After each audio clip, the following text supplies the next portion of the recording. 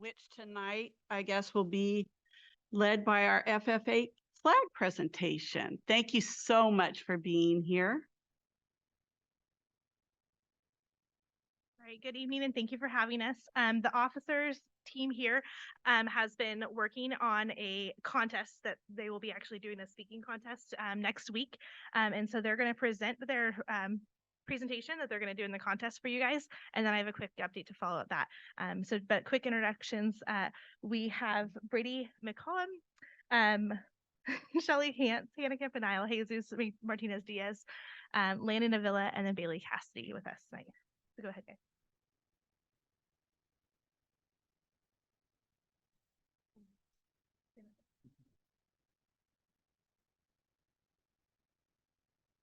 The meeting room will come to order. We are now holding meeting of the Sonoma FFA section. Mr. Vice President, are all officers at their station? I shall call the roll of officers, determine if they are at their stations, and report back to you, Madam President. The Sentinel, Stationed by the door. your duties there. Through this door pass many friends of the FFA. It is my duty to see that the door is open to our friends at all times and that they are welcome. I care for the meeting room and paraphernalia. I strive to keep the room comfortable and assist the president in maintaining order. The reporter, The reporter is stationed by the flag. why by the flag? As the flag covers the United States of America, so I strive to inform people in order that the man, woman, and child may know that the FFA is a national organization that reaches from the state of Alaska to the Virgin Islands, from the state of Maine to Hawaii. The treasurer, Stationed by the emblem of Washington. your duties there. I keep a record of receipts and disbursements just as Washington kept his farm accounts, carefully and accurately. I encourage thrift among the members and strive to build our financial standings through savings and investments. George Washington was better able to serve his country because he was financially independent. The secretary, Stationed by the ear of corn, your duties there. I keep an accurate record of all meetings and correspond with other secretaries wherever court is grown and FFA members meet. Mr. Vice President, why do you keep a plow at your station? The plow is a symbol of labor and tillage of the soil. Without labor, neither knowledge nor wisdom can accomplish much. My duties require me to assist at all times in directing the work of our organization. I preside over meetings in the absence of our president, whose place is beneath the rising sun. Why is the president so stationed? The rising sun is a token of a new era in agriculture. If we will follow the leadership of our president, we shall be led out of the darkness of selfishness and into the glorious sunlight of brotherhood and cooperation. Madam President, all officers are at their stations. Thank you, Mr. Vice President. The secretary will call the roll of members. There are numerous members and numerous guests present, Madam President. Thank you. May we accomplish our purposes, I now declare this meeting of the Sonoma FFA section duly open for the transaction of business or attention to any matters which may properly be presented. Madam President, I move to establish recruitment events at the local middle schools. Is there a second? Second. It has been properly moved and seconded that we establish recruitment events at the local middle school. Is there any further debate? Madam President, Jesus. As maker of this motion, I encourage all to vote in favor. Having recruitment events at the local middle schools will allow us to gain exposure to potential future members and increase our program participation. Please help me in passing this motion. Any further debate? Madam President, Shelley. Recruitment presentations at the middle schools is a great idea. Students in Sonoma County have so many great classes they could join. Meeting with the potential members would allow us to make connections and encourage them to come to Annalee High School. Any further debate? Madam President, Landon. I am in favor of this motion. Any positive interactions in our community is great for our chapter. These presentations would allow us to show potential members a glimpse of our classes and pathways our ag department offers. Any further debate? Madam President, Bailey. Madam President, I'm not in favor of this motion. In our district, we have 6 different feeder schools, 2 being over half an hour away from our campus. We all have busy schedules and do not have time to fully plan system and take presentation work specific. Any further debate? Madam President, Brady? I agree with the previous speaker. With 6 different feeder schools, we would need to schedule 6 days off campus to fully execute this plan.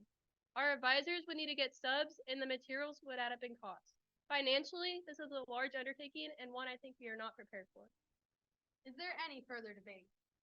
Seeing no further debate, we will proceed to vote on the motion that we establish recruitment events at the local middle schools. All those in favor, say aye. Aye.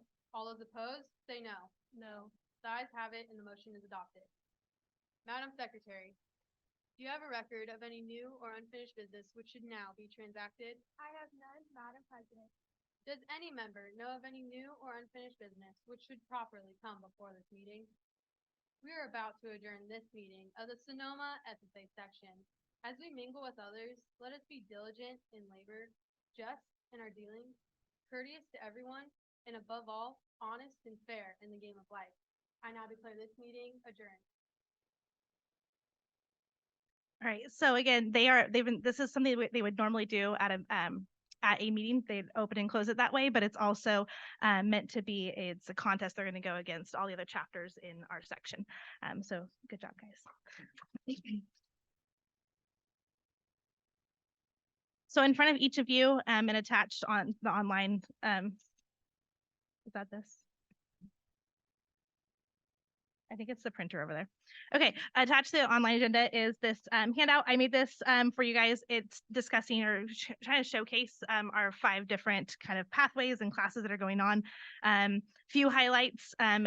Ag Mechanics, the advanced class, finally got to weld, which is awesome. It's been a 3-year process to get the right power and electricity and ventilation for that. And so they're utilizing the El Molino campus, that shop. And so I could say 1, 2, 3, 4 individuals right here got to experience that for the first time in the last few weeks. The viticulture class harvested the grapes up at El Molino, and it was great. Miss Laka has partnered with Redwood, the Redwood Vintners, and Dutton Ranch helps harvest and maintain that vineyard. And so they were out there with the crew. They got to harvest, and they got to go to Boletto's and actually see their grapes crushed.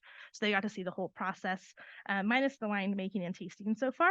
Obviously, the ag business classes have been busy with creating the Econ and Gov is doing a Shark Tank scenario for ag economics. So they're actually kind of creating their businesses and doing it that way. And then Farm to Table has been learning all about different commodities. And so there's more details on the front, but for time wise, I'll move to the back. Part of the Earning to Live, Living to Serve portion of our program, Jesus Martinez Diaz, he is a junior here at Annalee High School. He is serving as the North Coast region vice president this year, or president, sorry, where he represents 37 chapters from Half Moon Bay all the way up to Eureka. And that is a huge accomplishment as itself. As a junior, it's even greater. It's usually not seen, it's usually seniors. So we're really excited and happy for him. He got to go to the FFA Center for the first time in Galt and sit on the executive board for state FFA and help make decisions on behalf of our region. This is our chapter officer team. They've been busy planning all the events. And if you follow our Instagram or on Facebook, you'll see all the upcoming things. We're getting into our community service event season. They've already been to the Petaluma Ag Days and helped educate about the beef industry. They're gonna make dog toys, and we have some other canned food drives, the wreath hanging at Christmas time, and those sorts of things they're gonna do as well. We're excited. In the beginning of November, if you tune your TVs to RFD TV, you can catch 4 of our members walking across the stage at Colt Stadium in Indianapolis, to receive their American FFA degrees. Only 1% of all FFA members in the nation receive this degree, and we have 4 this year. So we'll be doing that. We just received 4 individuals received the Jameson Merit Scholarship for their steer projects. And so those will go towards purchasing their steers for fair. And then we have 30 students that are practicing what they just did, that are novice, advanced in the officer team that will be competing next week. And then at the bottom, you have the 3 ag teachers. We're here, we're excited, it's busy, but we enjoy it. So thank you very much for having us.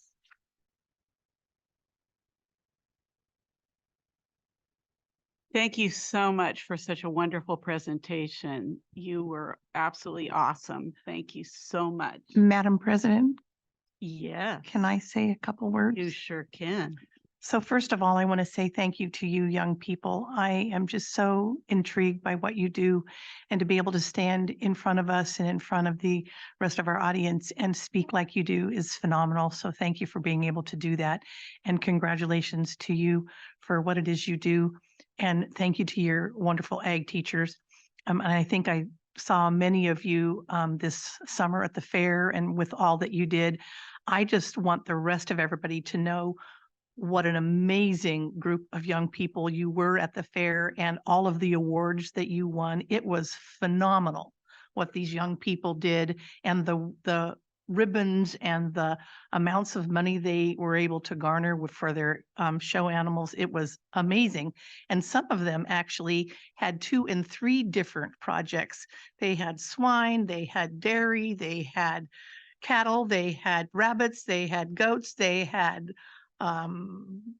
chickens. It was just phenomenal. So thank you so much. And that I wear another hat that I think some of you saw me this summer at the Youth and Ag Foundation, or we call it the 4-H Foundation still. But anyway, and thank you for serving us and helping with that event too. We really do appreciate it. So thank you for all that you do, and thank you for representing our agricultural community. I know for one, it really makes a difference. And to be able to say, those are our kids, those are my kids, I'm just really honored. So thank you so much.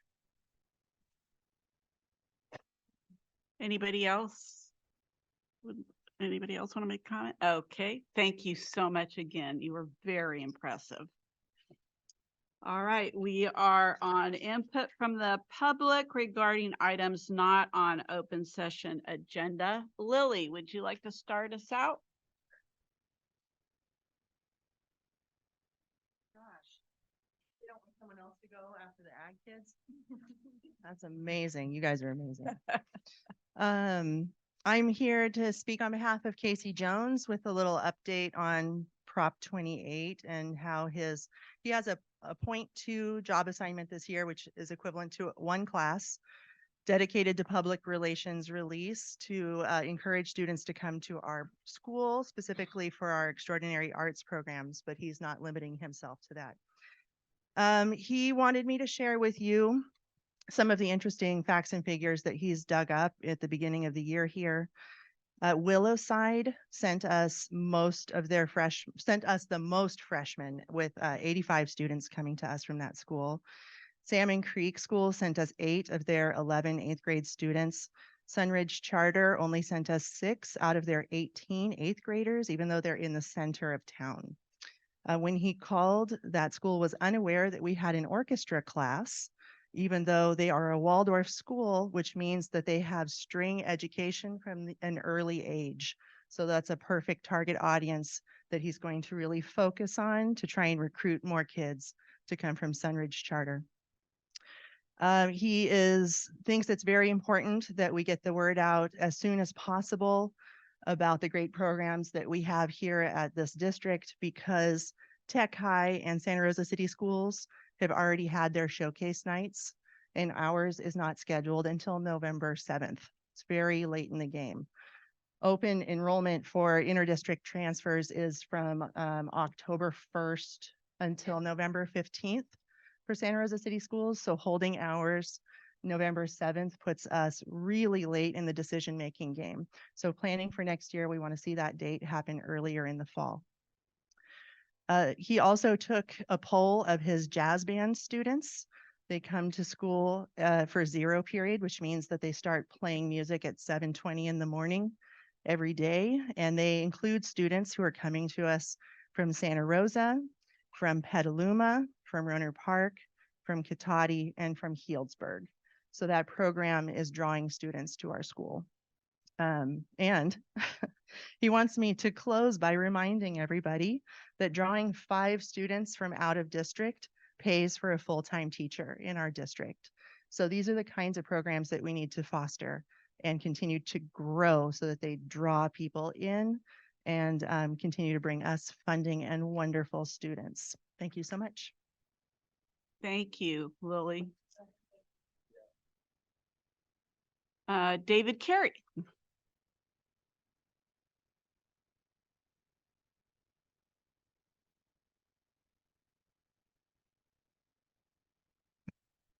Thank you, board members.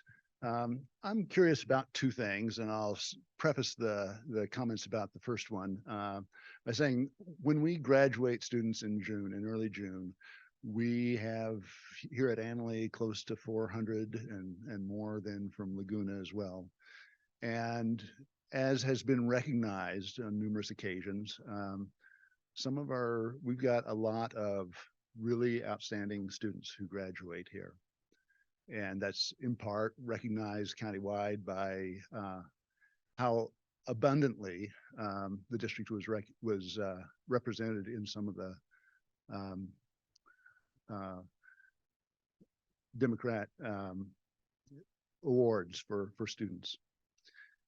And one of the things I wanted to ask is of all those graduates, how many would you consider to have the skills, the knowledge, maybe the wisdom as they graduate to immediately become a governor of California?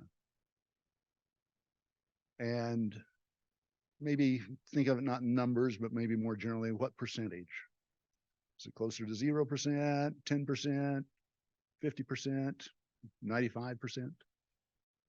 And part of what I'm curious about is also thinking in those terms, what might be a goal for the district in terms of how we prepare students in that regard.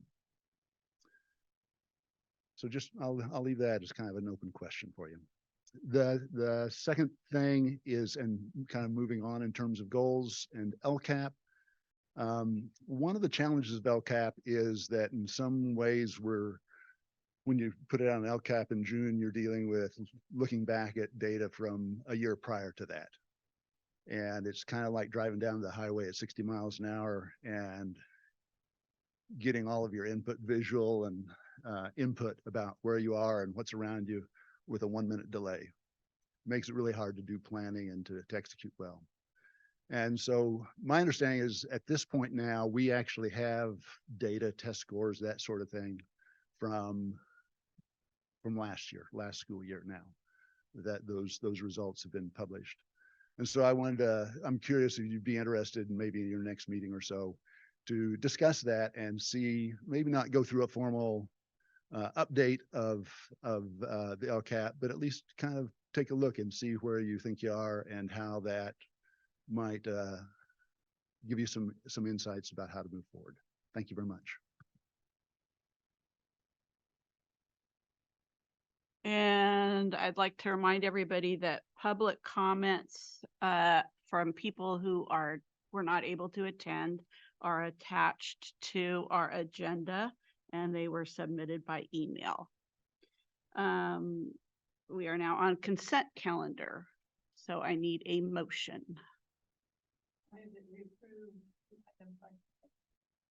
And can I have a second? Second. All those in favor? Aye. Aye. Oh, I forgot to ask. Any questions or discussion? I'm sorry. Guess not. Okay. Thank you.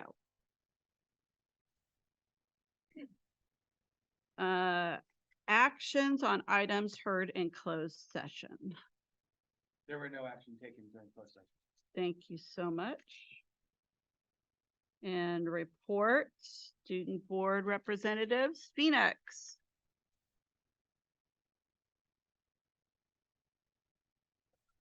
Use your mic there, please.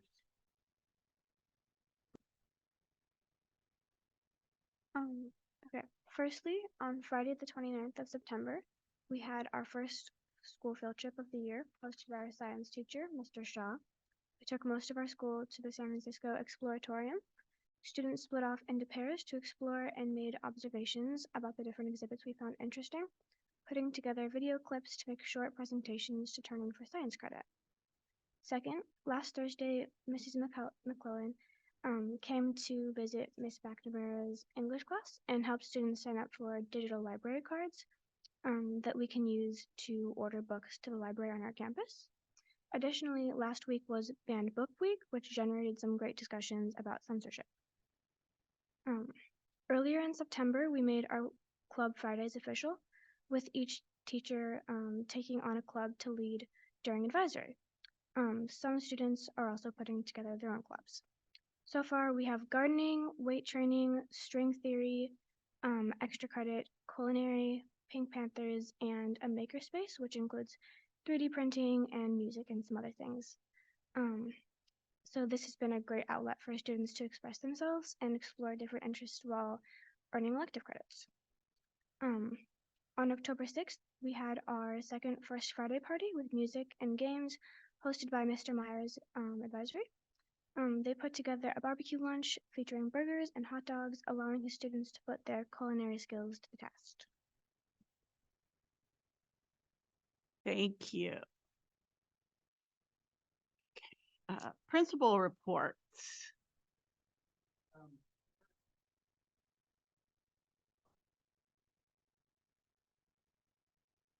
Sure. Great. Thank you.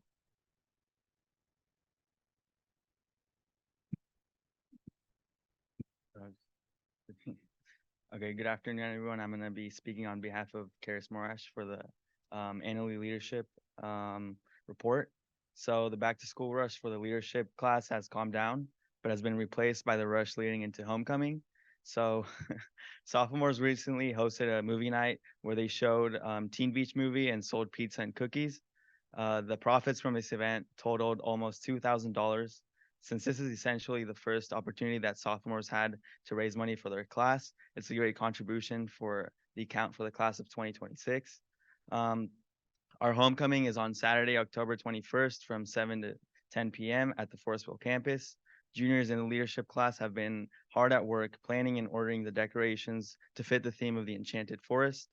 Homecoming is still over a week away and already 600 tickets have been sold, so it's shaping up to be a massive turnout and a huge opportunity for the juniors to raise money to stage a great prom as well.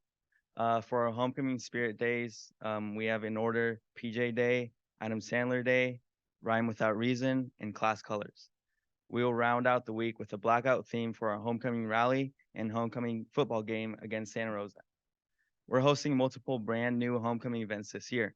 For the first year ever, along with the games featuring homecoming court candidates in the quad at lunch, the leadership class will also be hosting Battle of the Classes.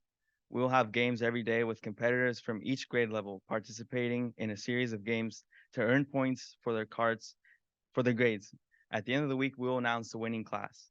Also, we've rented 4 golf carts and are going to have a float decorating contest for each of the classes corresponding to their class color. These floats will parade around the field during halftime at the homecoming football game.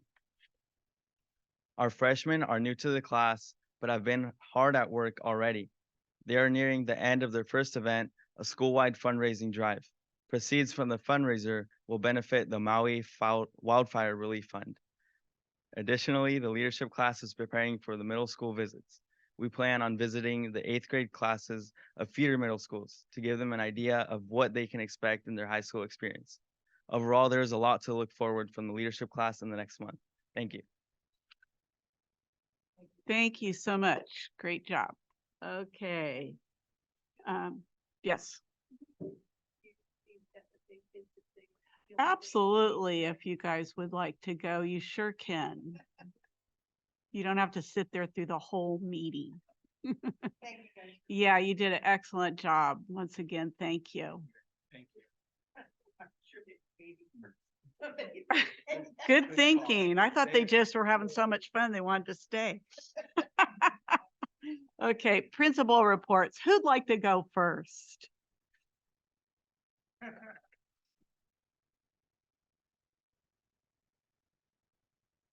All right, good evening. So Friday marks the end of the first quarter. And so the first 8 weeks and feels like it's just absolutely flown by. Just going to be pretty short and sweet tonight, but first just a WASC update. One of our visiting committee members was unable to make it, so we ended up postponing our WASC visit for later in the year. Our original dates were October 16th through 18th. They are now February 5th through 7th. And so with that, they've also re-released our self-study that we submitted. So we'll continue to kind of fine tune and tinker that and be ready for our WASC visit in February. On October 25th, we're going to be hosting our career day for our students and, excuse me, our students through Stats for Life and Advisory have explored different career interests and have reached out to industry professionals to bring them on campus. We've had this event now for a couple of years, so we're really looking forward to this. It's a great opportunity for our kids to interact with industry professionals in small group settings. So rather than, big presentations, it's more of a one-on-one conversation and facilitated. So we're really excited about that. Myself, as part of our big picture learning work that we're doing with them, they've created a couple of really cool learning opportunities for staff. So I joined part of what they're calling the Upstream Collaborative, kind of the principals network. So we meet weekly, and also they created another avenue for teachers to join as advisors. So we have one teacher who jumped at that opportunity as well. So really good for us as we're embarking on this new journey and kind of thinking about this advisory class a little bit differently. Really just, soaking up all the support we can get in learning. With that said, as the last week of the quarter, we're holding our first set of exhibitions this week.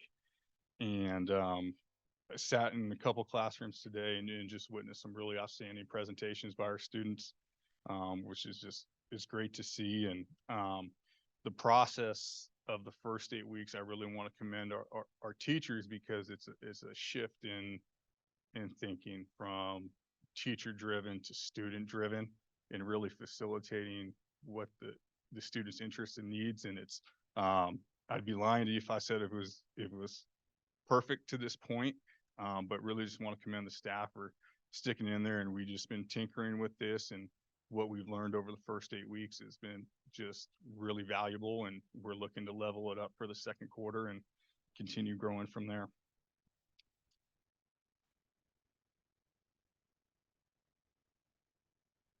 Lastly, I just a couple thank yous. I want to thank Julie for coming out and helping our kids with library access and creating an avenue for them to get some books and reading materials that they want and need.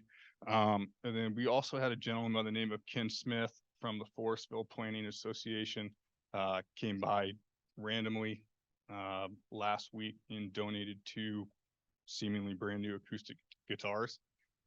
So I just wanted a big thank you. We are truly really lucky to have all the support we have from our community members. So we're really thankful for that, and just all they do to provide opportunities and things for our students. So thank you.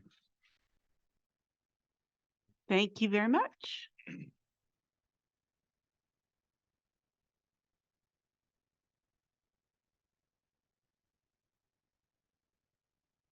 I will also be brief. Couple things I want to start with. I know we introduced dozens of people to you last meeting, but we have a couple new hires again since then. So George Lind has joined us as a part-time campus supervisor.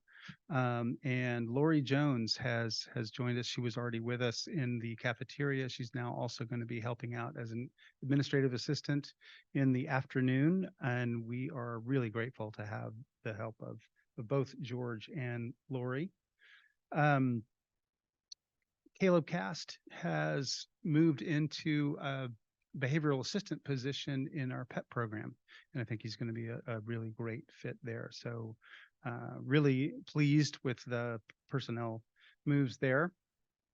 I wanted to give Heidi Mickelson a special shout out. So she just got away before I could do it. But this has been what we call CTE grant season. Several large CTE grants, including the CTE incentive grant, which we rely on for funding materials and equipment, and in some cases personnel support in many of our CTE programs. There's a little bit of a bigger pool of money at the state level in that grant. And with that, some increased complexity of preparing the grant and collecting the reports. Heidi has been and really working tremendously hard on that and super valuable to us as a teacher on special assignment supporting that work. She also completed and submitted a sizable K-12 Strong Workforce Program grant, which, fingers crossed, could really help us for years to come. That's a 3-year program that would provide comprehensive support to strengthening 4 separate CTE pathways on campus. If everybody got their paperwork in today, there will also be 3 smaller grants with the local Career Technical Education Foundation, which I think we have a pretty good shot at. So really grateful for her help and support in getting those across the finish line, and hope we have a lot of good news to tell you about in the next couple of months with respect to those.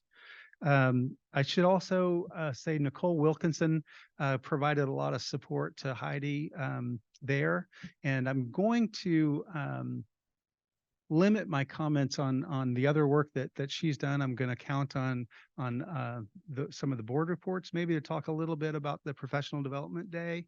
But I do want to express gratitude and admiration for Nicole.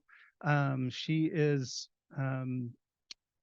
attentive to the needs of the many different and sometimes competing desires of the folks that she's trying to serve. And I really appreciate her grace in navigating that. So thanks to Nicole. In the recent newsletter, you may have seen we're going to be reviving site council at Annalee High School. More to come on that, but we will be looking for representatives from sort of each of the constituencies in the community to serve on that group and to help us with some fair process-based shared decision making about how we do things at the site, and ideally devoting a little bit of the site budget related to things like professional development, field trips, and so forth to that decision-making process by that group. I think in the past there's been a site council, but currently there isn't. So we're reviving that. There is one Karis's report that Jesus read for us covered the many activities that are going on the campus, mostly organized by the leadership class. I wanted to mention that there is also Best Buddies group. Jane Mays sort of coordinates that, and they will be holding another homecoming dance on November 4th. And I'm excited to see what that looks like. So that'll be happening. Less exciting and pleasant to talk about. I did want to mention that Francisco Soto and his team have been working really hard and above and beyond with some bathroom related issues. There are some apparently social media challenges to mess up some bathrooms, and do your best there. They have again been extraordinarily graceful, efficient, responsive, and super helpful, and I'm really grateful for their support there. So that's what I got for you from Annalee. Thank you. Thank you so much.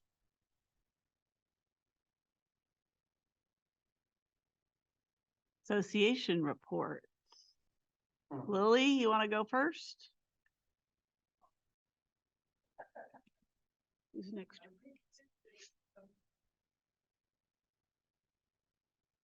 Good evening. I'm Lily Smedshammer, President of the West Sonoma County Teachers Association. I want to express our gratitude to the trustees for your involvement in our district. Your dedication to our students and teachers has not gone unnoticed, particularly in your attendance at our last 2 professional development days, which teachers don't always love to go to. So that you actually volunteered to come to our PD is amazing. And Julie and Lewis's willingness to meet with Brian, Eric, and me at our CTA office to discuss school finance. Your presence speaks volumes about your commitment to our community. I would also like to extend our heartfelt appreciation to Nicole Ochoa for her dedication to organizing ongoing professional development rooted in the feedback of our staff. Her efforts with peer coaching have provided the first ever system of continuing support for our new teaching staff, and we'd like to see this new practice continue. Superintendent Meredith, we appreciate your willingness to engage in open and candid dialogue with our association. Your informal meeting with us to discuss staff compliments and concerns, followed by your thorough follow-up email just a week later, is noticed and appreciated. We want to thank our technology department for responding to staff needs by committing to providing classroom printers and seeking out training opportunities to support the technology platforms we rely on for scheduling and grades. Your work ensures that our teachers can focus on educating our students. I do have to address some pressing concerns, however. The reduction of a site administrator continues to deeply be felt by our staff, and we urge you to reconsider and restore this essential position. In a district the size of ours, the place to cut an admin is not at the site that serves 90% of our student body. Our educators, students, and families require their attention, support, and leadership.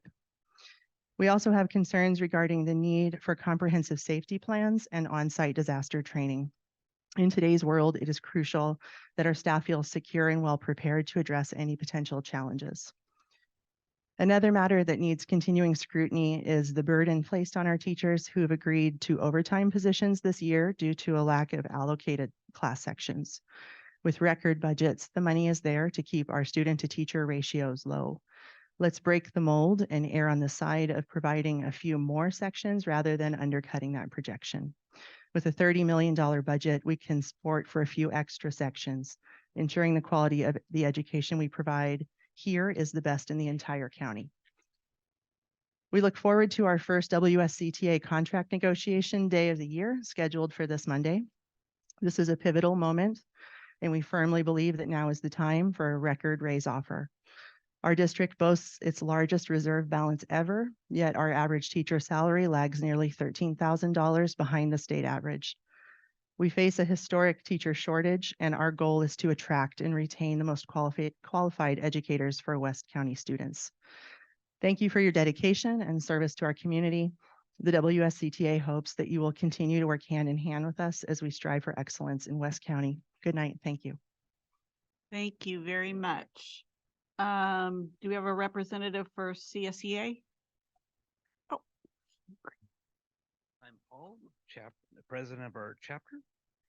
Our CSEA members in the cafeteria and custodial departments were recently honored for their hard work.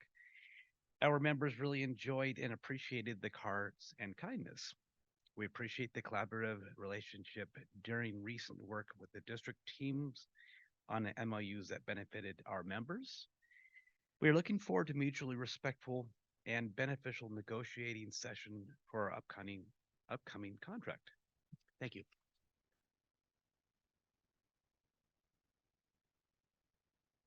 okay, board reports. Sean, do you have anything you'd like to report?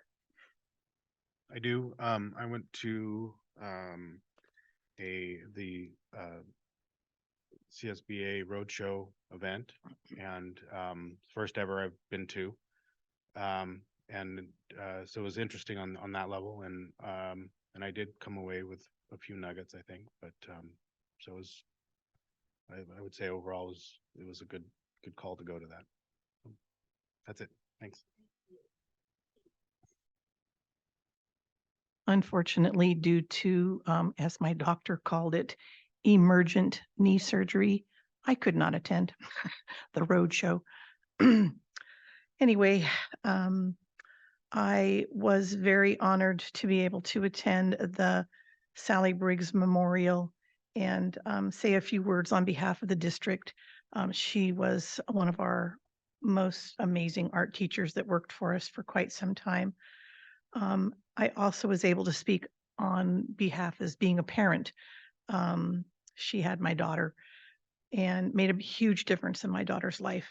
And I also wanted to let it be known to anyone and everyone that her family has set forth a scholarship in her name for art students in our district. And if anyone is interested in supporting that scholarship, you can write a check to Anley High School and give it to Bridget DeLeon. Sorry, her name just went over the top of my head. And she's in the ASB office, and she would be more than happy to put that in the right place. So I highly recommend that you consider doing that. I also had the honor and privilege of helping gather and kind of serve lunch for everyone for the PED day the other day. And I'm sorry that I could not attend, but I can't sit and or stand or do any of that sort of stuff for long periods of time due to this knee situation. I had every desire and want to be there, but I felt coming and just being present and, shaking hands and giving, knuckles to everybody and saying hi. I hope that you all had a good lunch, and I enlisted my husband to kind of be my driver and help me do the heavy lifting. Hopefully next time around I can be in more of attendance. I just have some limitations right now. So anyway, thanks so much. So yes, I did attend the professional development day on Monday. It was part 2 of 3.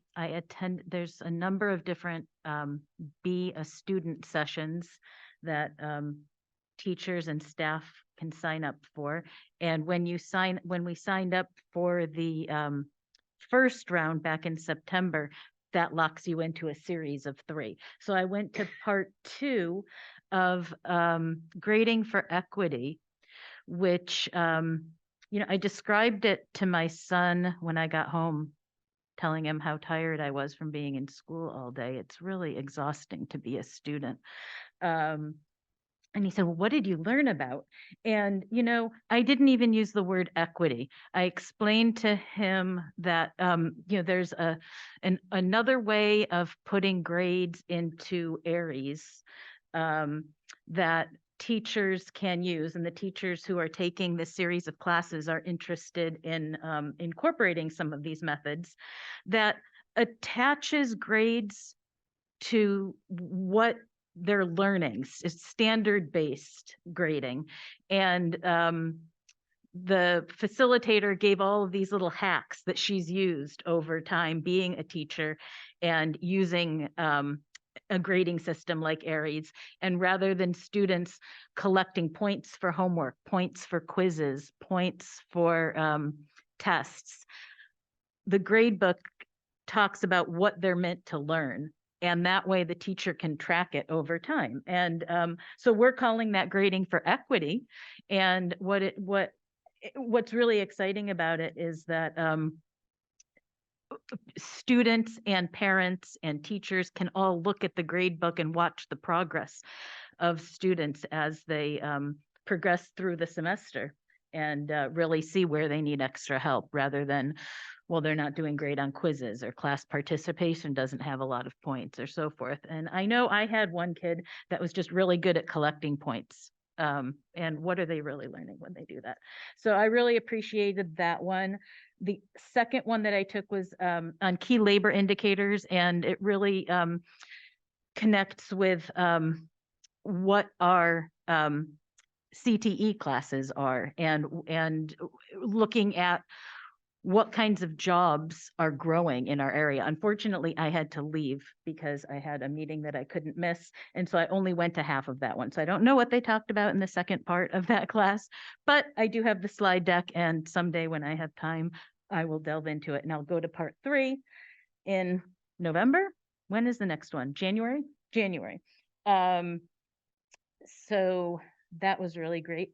And then in the afternoon, there was a session on implicit bias, how to recognize it.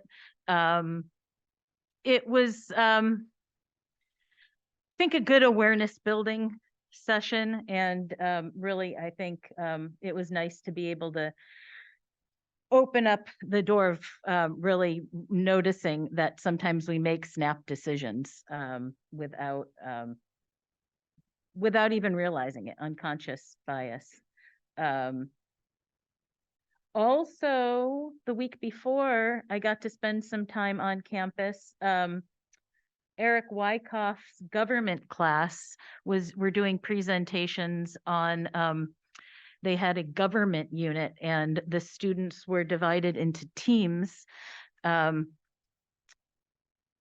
were representing a UN coalition that was recommending to a country that had really their government had fallen apart, Xlandia, I think they were called, and they were making recommendations on what kind of government and then what kind of government they recommend that Xlandia move forward with. And then the panel were staff members and, you know, volunteers, adults, sometimes students would fill in and just ask questions and engage with them as if they were UN delegates recommending different kinds of government styles. So that was really cool. And that same day was club day. So I got to walk around on the field or the track and visit all of the clubs. One of them that I didn't probably visit all of them. It was really crowded, great attendance.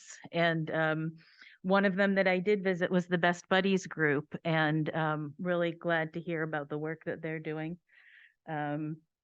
Let's see, I think that's all.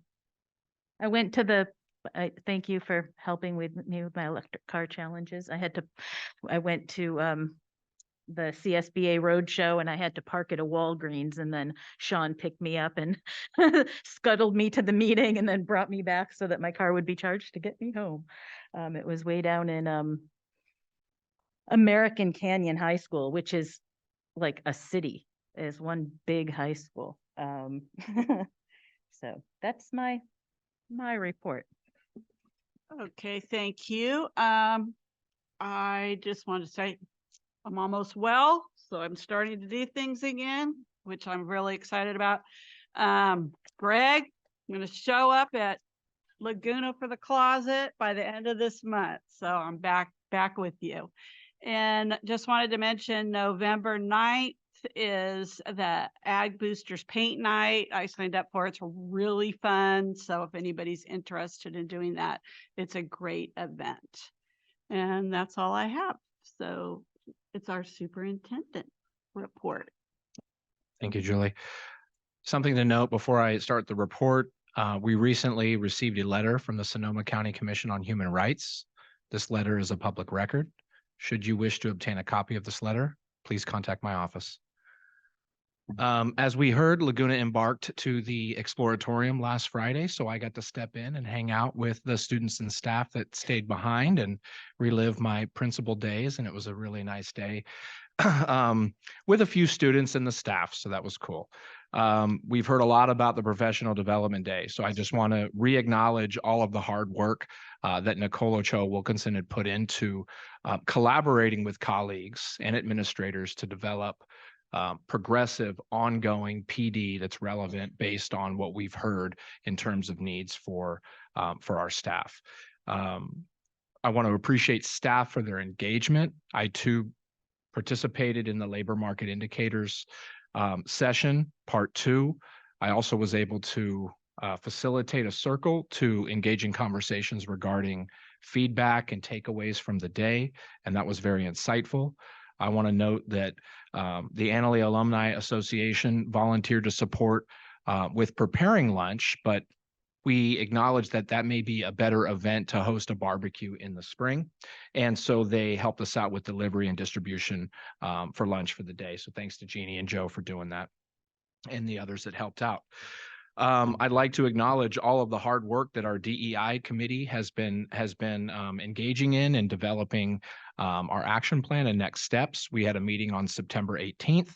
I want to really appreciate the advocacy and hard work of all committee members and recognize Katie Mammon and Gloria Mora for their great facilitation in holding our process. We believe we're making great progress with our action plan, and We want to provide the board with an update in November. And then we have our next meeting on October 16th, which is the upcoming Monday. In that realm of building a more inclusive school district, the Sonoma County Office of Education has provided funding through the CSLA grant, and that's California Schools Leadership Academy, to pay for our district to engage in a robust anti-racist equity audit. And that funding totals about $113,000. What that entails is working with Dr. Tracy Benson, CEO and founder of the Anti-Racism Leadership Institute, to conduct a district-wide anti-racism equity audit. Benson's team will conduct an equity audit and provide the district leaders with the findings, followed by support and next steps with professional development and guidance for action. This will be brought to the board as a discussion action item during the November meeting, as SCO has already proposed the MOU for this work. Tomorrow, I'm heading down to Burlingame and attending for the second year in a row the California City Schools Superintendents Conference, where I've been able to collaborate and meet many other superintendents of high school only districts in the state of California. And that's valuable because our needs and our funding mechanisms are very unique. And there's about 100 total high school districts that don't support K-8. We're obviously unique in the way that we support the consortium, but we are a true high school district in that regard. So I'm excited about that and to bring back some of those learnings to the cabinet, district administrative team, labor partners, and trustees. Lily mentioned this, but I too and our team really looking forward to our first negotiation session on Monday. I want to thank Lily and its reciprocal and Leslie for expressing their concerns and compliments during our first informal meeting of the year. I'm excited about scheduling the first soups on in the coming weeks, and Lily suggested I make pozole, so I'm working on that. And then again, to reiterate the work that Lily and Brian, Lewis and Julie did in meeting with CTA to review the J90 report, which is a yearly report that collects the latest salary and benefits data, I think shows the collegial approach that both the district, labor partners, and the trustees are going to take throughout this next negotiation cycle. And CSEA, obviously, Paul, I don't know if you're still here. We're looking forward to getting those meetings on the schedule with you all as well. We are currently in the process of identifying our members based on our composition for the LCAP, Local Control Accountability Plan Educational Partner Committee. Meetings will begin on October 26th. That's a Thursday, and we'll be standing monthly meetings on the last Thursday of each month from 5 to 6:30. We'll be skipping December, and May is to be determined, and we've just about rounded out that educational partner group. Got a couple students to talk to before I leave tonight.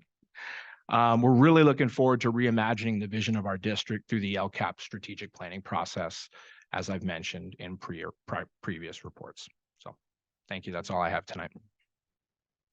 Thank you very much. And that brings us to facilities maintenance and technology. Actually, I have a question. For Oh, Chris. I'm sorry. Sorry, that's okay. Go ahead. On the LCAP committee, you had sent us some information about the stakeholder, right, the composition of the group.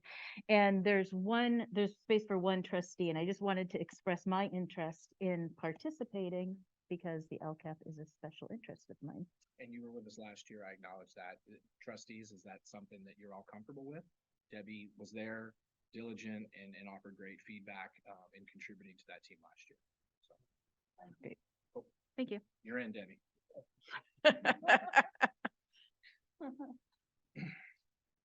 Okay, facilities, maintenance and technology.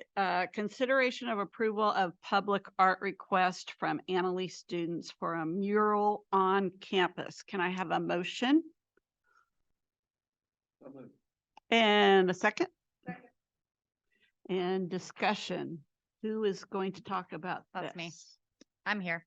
Tonight I have before you consideration of public art requests from some Annalise students. Our Annalise students are in the room. I'm going to ask them to come over to the podium. They have prepared a presentation. So I'm going to let them kind of present their item. Unfortunately, I was not able to convene a committee of people to review their request. However, we have myself, our principal of Annalise, as well as some community members who wrote advocacy letters who are also here today to support this request. So I feel like that in and of itself is kind of a de facto committee. So I invite Owen and whoever he brought with him, come up to the microphone and I'll get your presentation queued up. It'll be on the TV or that one? Yeah. Sweet.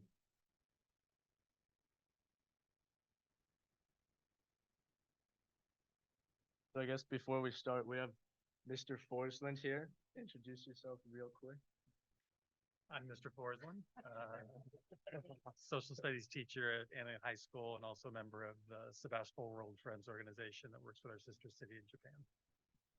And we have some supporting members of the JACL. If you'd briefly say what the organization is. My name is Phyllis Taji. I'm president of the Sonoma County chapter of the Japanese American Society. I'm Gail Yamamoto Seymour. I'm the chair of the Civil Rights and Social Justice Committee of the Japanese American Society. I have some comments after this. Okay, we're grateful to have your support. So we have an exciting update. You may remember the little brief description of our club I gave last time, but here now we are seeking that official support and approval. So we are the Zen Remembrance Club. We have a little website, zenremembrance.org. Yeah, and this club started. I'm sure we all understood what happened during World War II regarding Japanese Americans being unjustly incarcerated, and we also Owen and I didn't know the extent to which that happened in Sebastopol and exactly how the community got involved and what happened. And so I believe, Owen, it was in your class that a documentary called Leap of Faith was played, inspiring him. And then for me, actually, a member of the JACL came in, spoke about how his parents were treated and how the community fit into all that. And that really inspired us to do something because we didn't think that those type of presentations, those type of events should be the only times students in NLE learn about how Sebastopol fit into this whole thing. So that's what caused us to think about that. Yeah, so a little highlight we focus on, of course, is some Sebastopol people stepped in to take care of properties when Japanese Americans were forced to leave to these camps. So this was a small gesture and it didn't negate the injustice, but we hope to draw attention to the greater history by intriguing people with this little known fact about our history as a school and a community. So we have this mission to teach the history. And next slide, please. And so how are we going to do this? We're going to create a mural. That's what we're here for, to get that approval, and a Zen garden. Now it'll be a visually teaching resource. So as anyone walks by, first it will be beautiful and they'll be intrigued.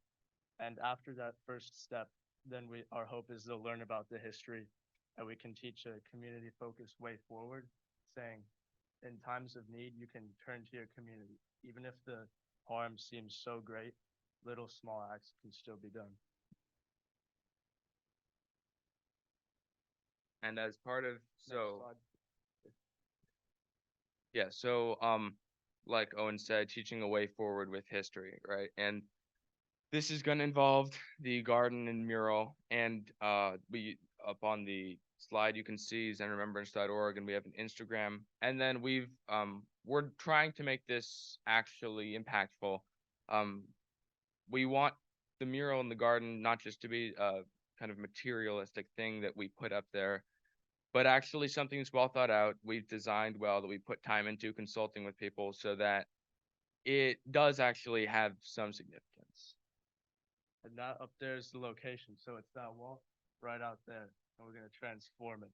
The whole wall will be the mural with a sort of almost bonsai aesthetic with the tree freshly pruned. So next slide, please.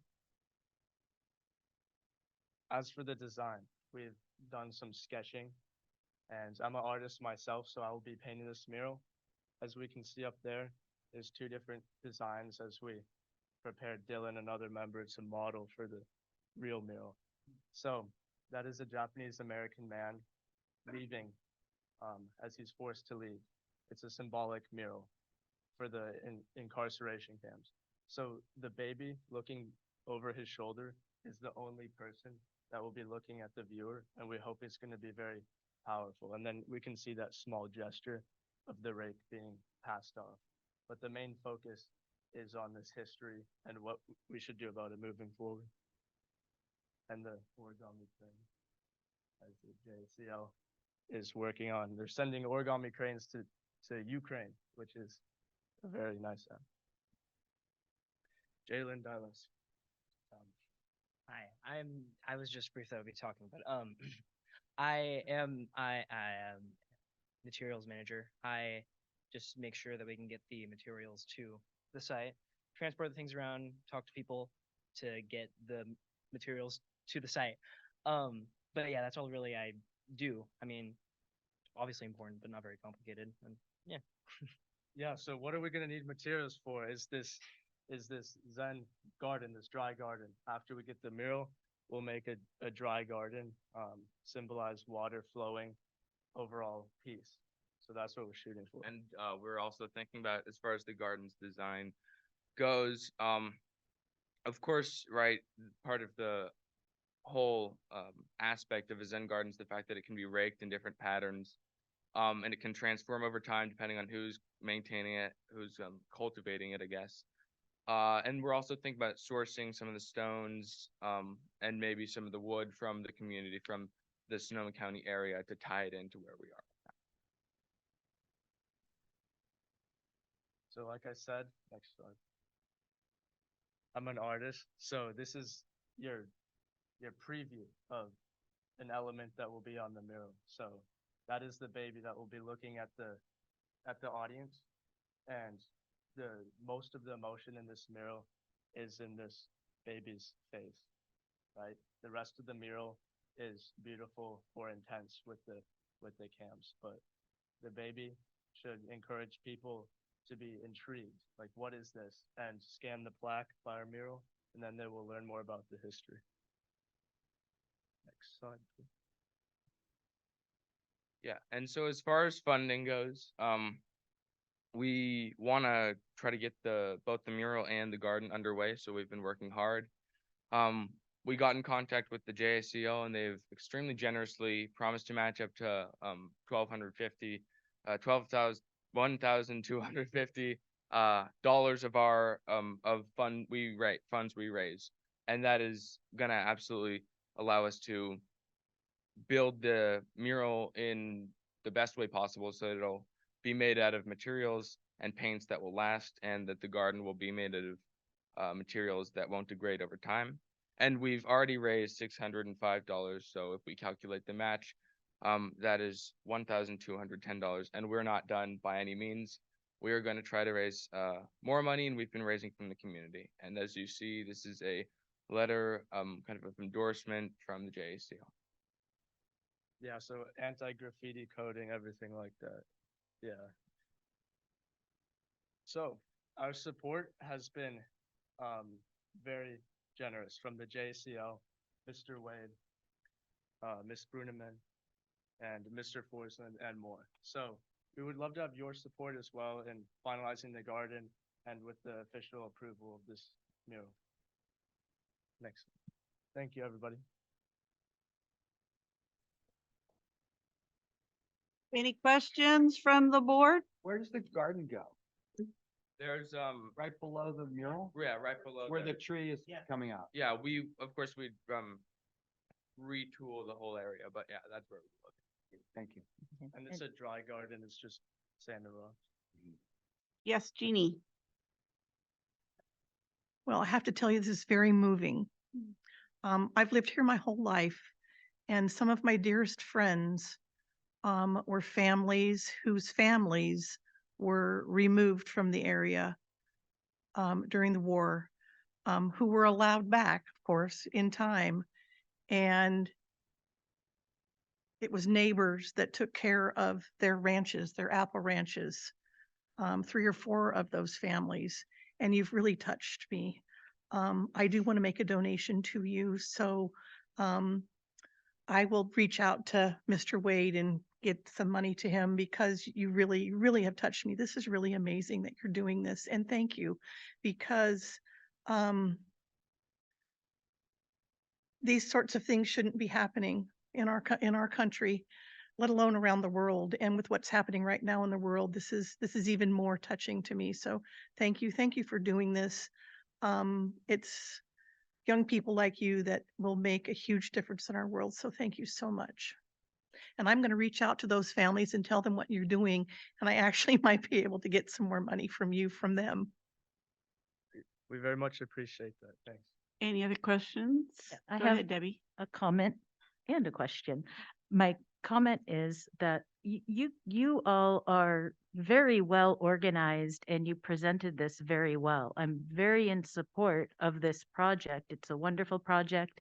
I like how it dovetails with the removal of the plaques and that this then is the next step. Thank you for doing that. And you've just really put together an entire package and presentation that's just very professional. So thank you for that. And my question is your online donation link working? I saw when you posted it on Instagram and I tried to go through there and it didn't work. Or is it just by check that you're taking them now? It's by check currently. So my brother makes the website, right? And I don't, he does a great job. But if it does not work, we are sorry. And It's okay. a check is what we're doing if it Yeah, doesn't work. it's very difficult to set up websites to accept donations. So I wasn't surprised when the link didn't work. Who but- should we make a check to? Who should? Well, just checks can be made out to just Annalise and Remembrance Club. That's ideal. And I just want to say I agree with what everybody said. It's a beautiful, honorable, wonderful project, and your artwork is absolutely stunning. Very beautiful. Any comments from the community or questions? Go ahead. Thank you. So I introduced myself earlier. I'm Gail Yamamoto Seymour, Chair of the Civil Rights Committee for the Sonoma County Japanese American Citizens League. Nationwide, the JACL is the oldest and largest Asian American Pacific Islander civil rights organization and one of the 4 oldest civil rights organizations in general in the United States. And the Sonoma County chapter was founded in 1934, which was a surprise to me. The national was founded in 1929. I don't cry very easily, but I was really inspired by their presentation of these 3 young men.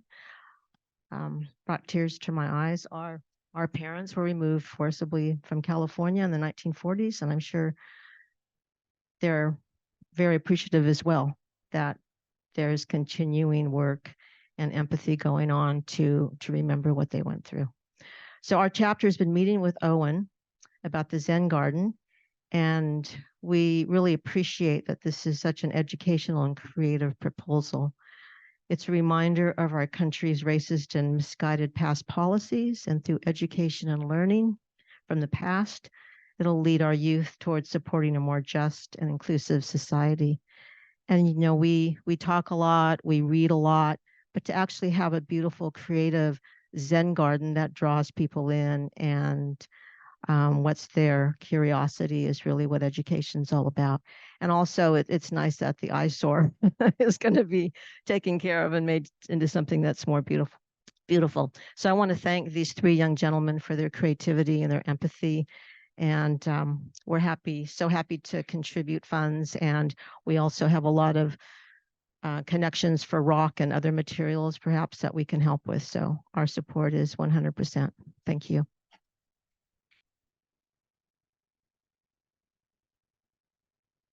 I think we're ready to vote. All those in favor? Aye. Opposed? All right, great. We're looking forward to seeing it.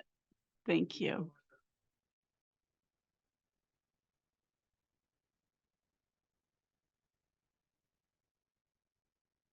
Okay, we are on number 2, consideration of approval of resolution number 4, October 2023 to 2024, joint use agreement and lease with Sonoma County Regional Parks for use of a portion of the facility of the West Sonoma County Union High School District's Forestville campus. I'll move to delay consideration of resolution for October 23-24 joint use lease agreement until after we conduct a study session to evaluate the amount of vacant space at the El Molino campus and assess community needs and priorities, ensuring an informed and transparent decision.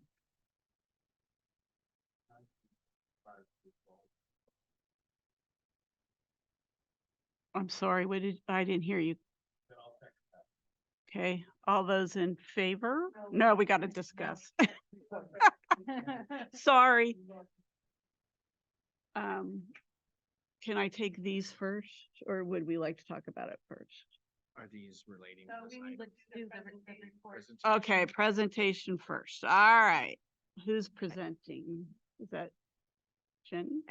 Yes, it is me, and I'm a little caught off guard right now. So I have David Robinson in the audience tonight to help present this item to discuss the benefits that it could bring to the campus and specifically to the Laguna students. I'm happy to have them speak. This is a lease as presented. I don't have much more to contribute. I'm happy to answer questions of the board. And I'm happy to give them an opportunity to speak about the particular program that would be housed here. Okay. And he has another person with him. I'm sorry, I don't know. We have a comment, first of all, from David Carey. Are you going to present first? Okay. All right. And then we can do. Okay. Board members. questions. Okay. I wanted to hear them before. All right. Am I on? You are on. Okay, thank you. Good evening, trustees, superintendent, members of the school district. David Robinson, I'm the park manager for Sonoma County Regional Parks. It's my pleasure to be here. Even though I haven't been in this room in 25 years, I am an Annalee grad. And I'm sorry, it hasn't changed too much from those times. And I think Mr. Forsland, if he's still here, he must have been 10 when I graduated because he looks incredible and he's still here teaching. So that's awesome.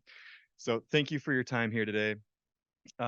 Regional Parks is a big park agency. We have 17,000 acres over all of Sonoma County, 58 parks. We have a maintenance team, operations team, community engagement team, planning. We have the whole gambit. And so you might say, well, what is Regional Parks doing here at a school board meeting? One of our biggest barriers is always space.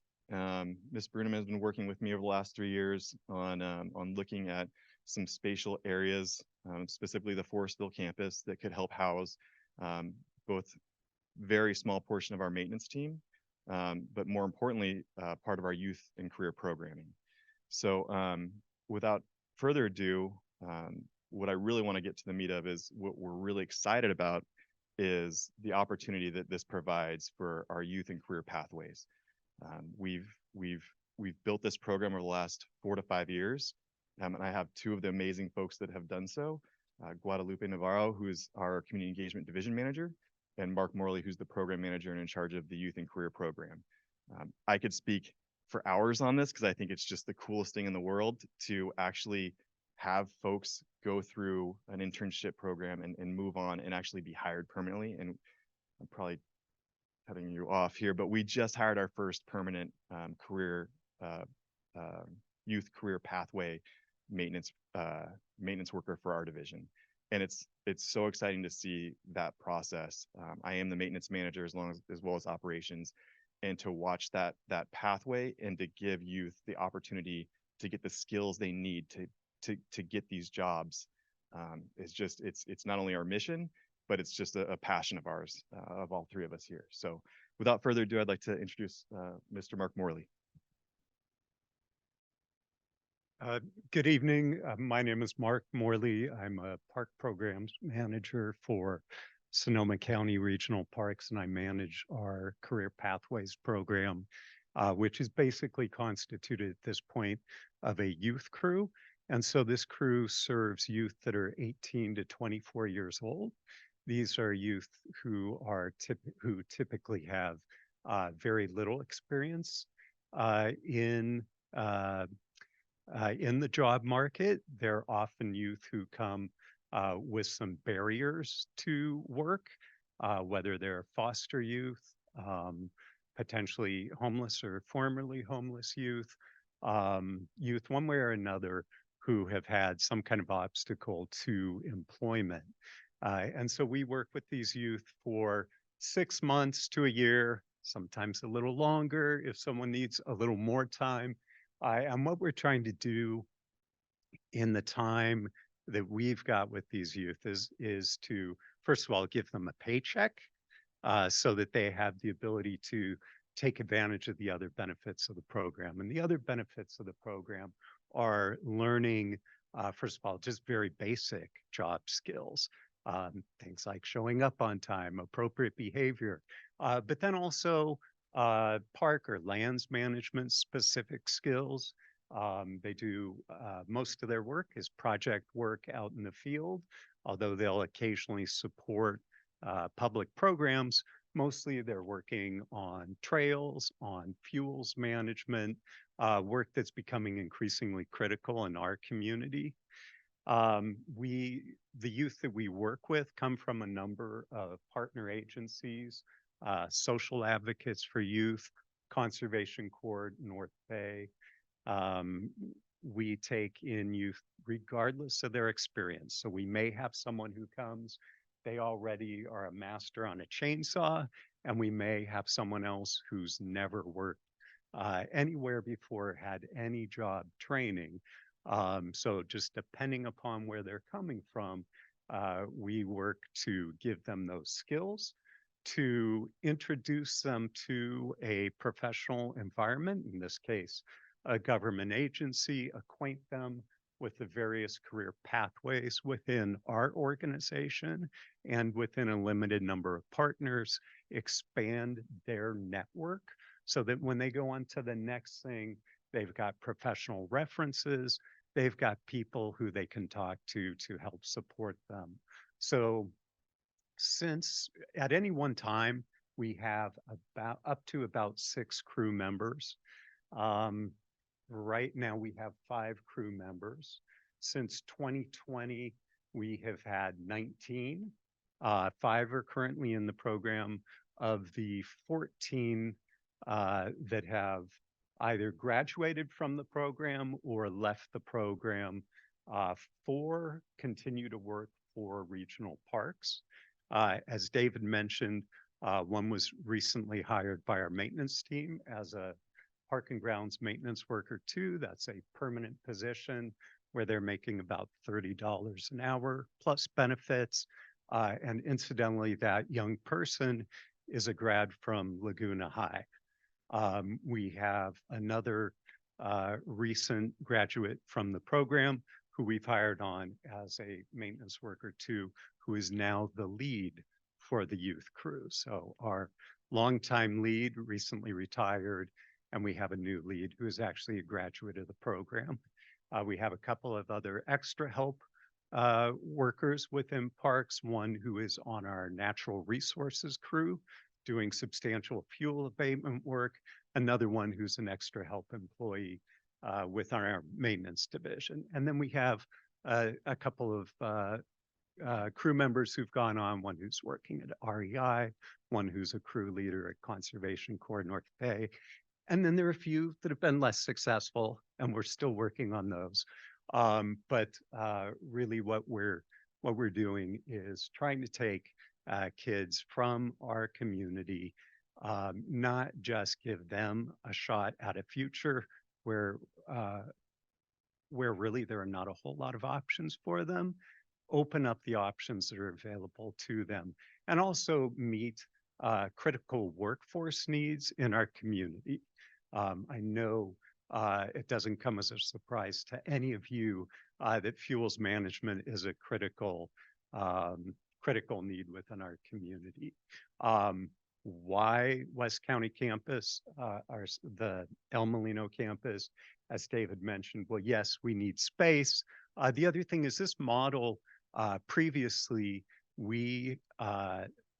youth came into the program from one of 4 nonprofit sponsors: West County Health Services, SAY, Petaluma People Services. I'm not remembering the other. And then the model for reimbursement of funds through the Workforce Innovation Opportunity Act. That model changed 2 years ago, so that now all of the youth that come to us for which we receive reimbursement are coming through SAY. So we kind of lost our West County connection. We can still recruit there on our own, but it is very hard to get youth from West County to our offices downtown. So happy to answer any questions if you have any from me. Questions from the board? Yeah, I have a question. What is the minimum age for students to participate So in the this? age range is 18 to 24. So we say out of school youth, but meaning out of high school. So we do have some youth. Right now we have one youth. Actually, sorry, we have one who's at SSU right now, and we have one that's at the JC. And then the others are high school graduates or GED equivalent, or they've dropped out. We have one youth crew member who has gone as far as 4th grade, and that's the end of his education. So you can imagine really what the trajectory is for someone like that without some kind of substantial intervention and really scaffolding as far as skills. Yeah, it sounds like a wonderful program. I'm just trying to understand what the use of this classroom space would be. Where do you have offices? So currently our offices, the office right now for our youth crew, for our career pathways, is shared space with all regional parks. And we're a little bit bursting at the seams. It's also it's a commercial office building. So it's not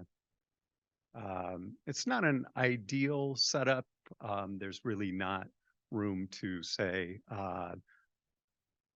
safely store vehicles on site, tools, etc. So we do find ourselves kind of going to and fro, picking up tools, picking up vehicles, etc. So the use of the space that we would intend would be office space for our youth crew members.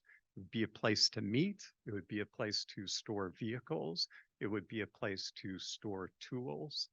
And also, one of the things that's interesting about the location to us is that up to a couple months, half a year ago, we were working with probation camp at Schoen Farm, where we were able to provide welding lessons for our youth crew members. We have 5 crew members who were able to earn welding certificates. So there's also some good proximity there. We're looking to connect them with whatever high value skills that we can. Thank you. I have a question. Greg, I don't mean to put you on the spot, but I would like to know if you feel this program would be beneficial for your students of Laguna. Can I have you go to a microphone just for our audience at home? Thank you. Yeah, I want, just letting them be known, I want this on our campus. I sat through an exhibition today from a student who wants to go into this field. I understand the ages is 18 to 24. We have a lot of seniors who are that age. I mean, I'm just going to be honest. We have the most marginalized kids in the district, and this is an opportunity. And I'm going to be pretty angry if we rip this away. Thank you.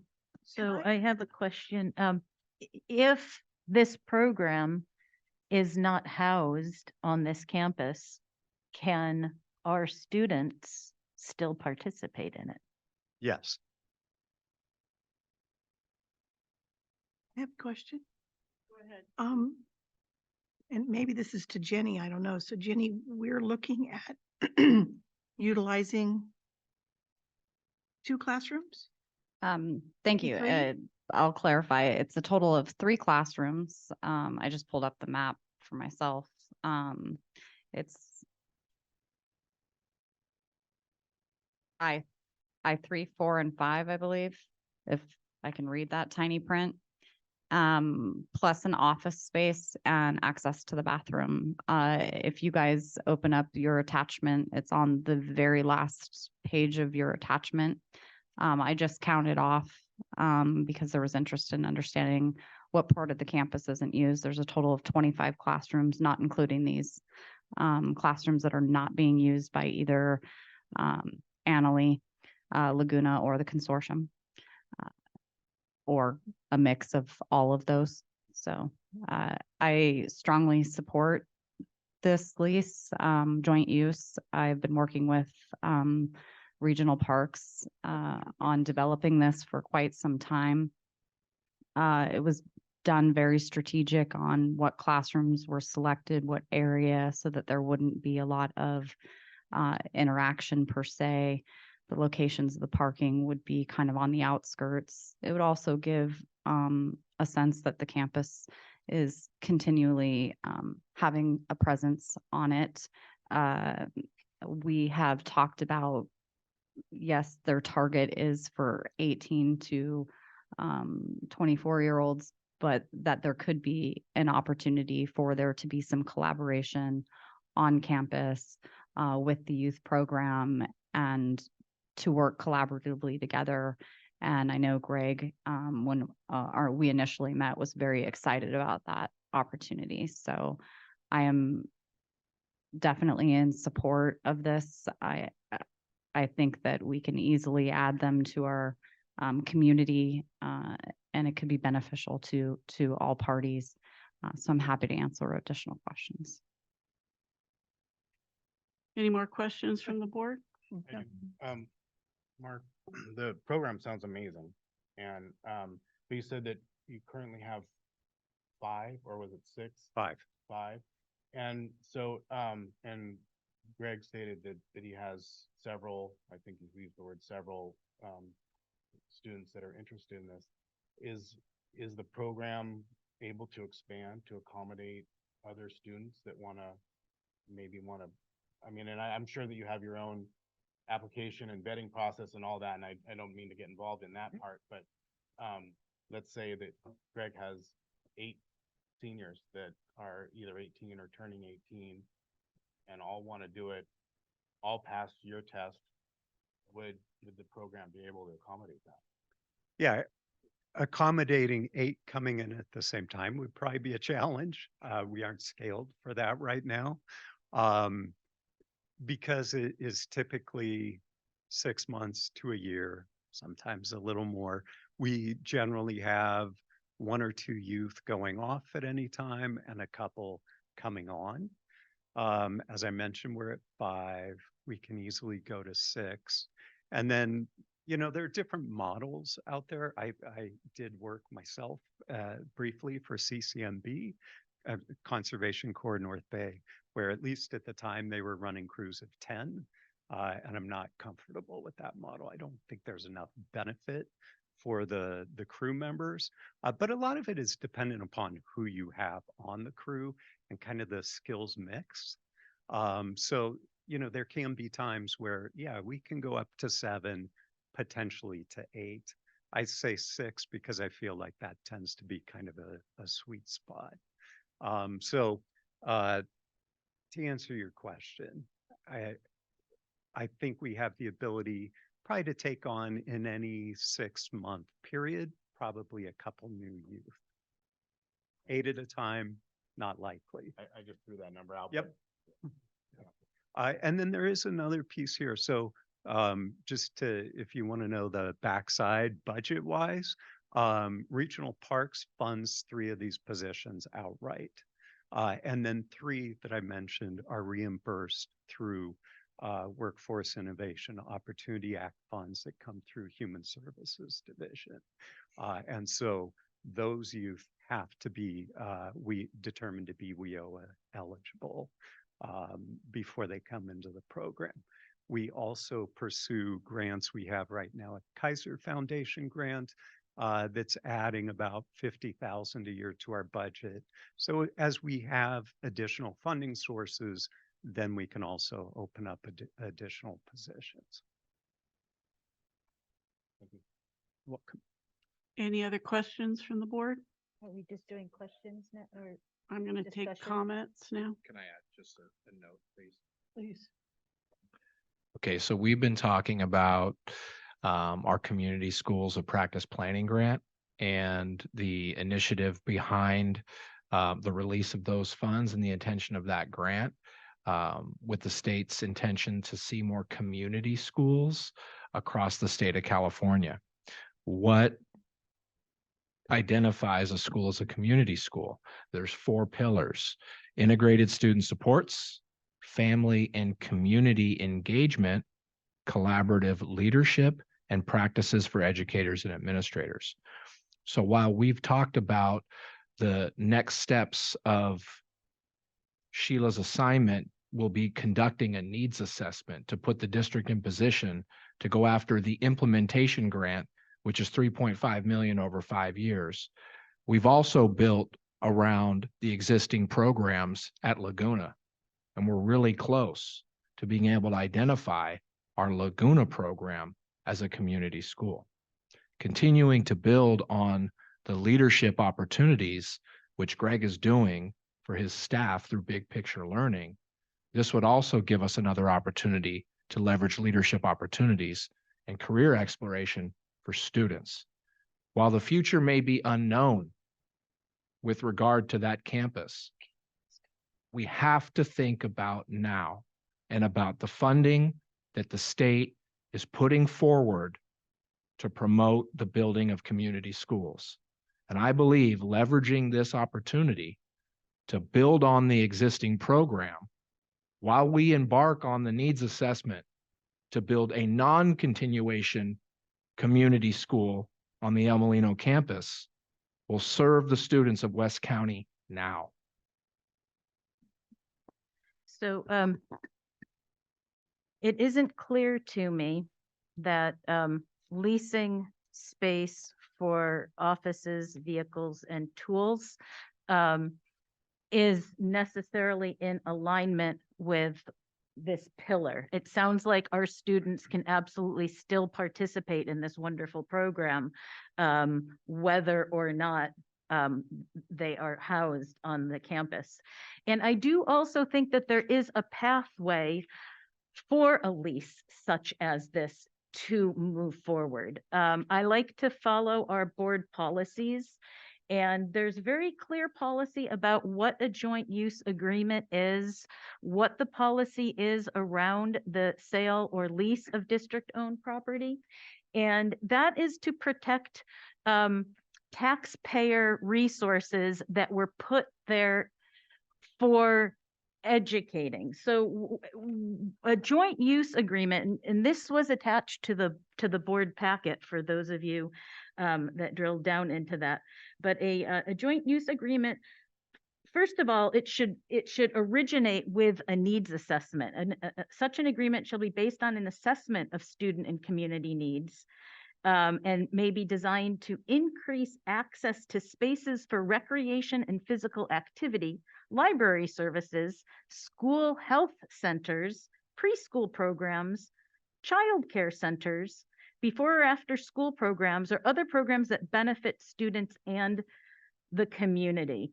And I was thinking about the community school model too when I was reading this, and that's why I really would like to do an assessment of what is the space there. A lot of these things described in joint use really could be pilots towards our larger wellness program. I feel like just biting off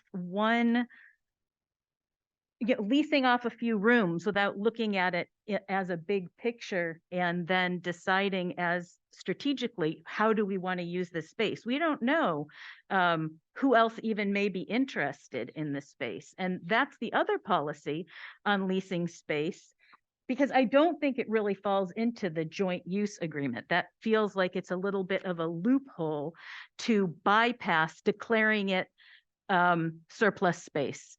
And when you declare it surplus space, then there's a process for educational institutions to come in, and we're protecting the community and the community's ownership of these facilities.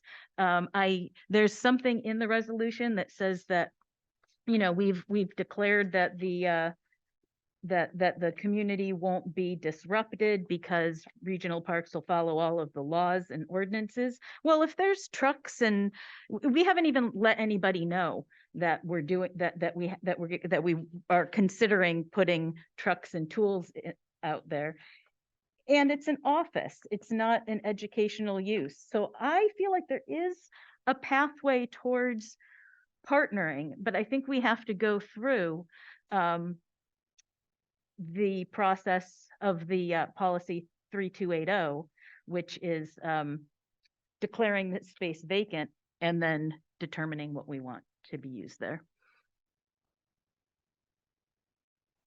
Can I make a comment in response to that? I want to make sure everyone is aware that our legal counsel has reviewed, they wrote the lease, they have prepared the board item. I did not write this board item.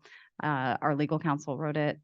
It absolutely 100% complies with the joint use agreement, because there are provisions in which the law allows us to provide facilities to other municipalities without having to go through anything that you just mentioned.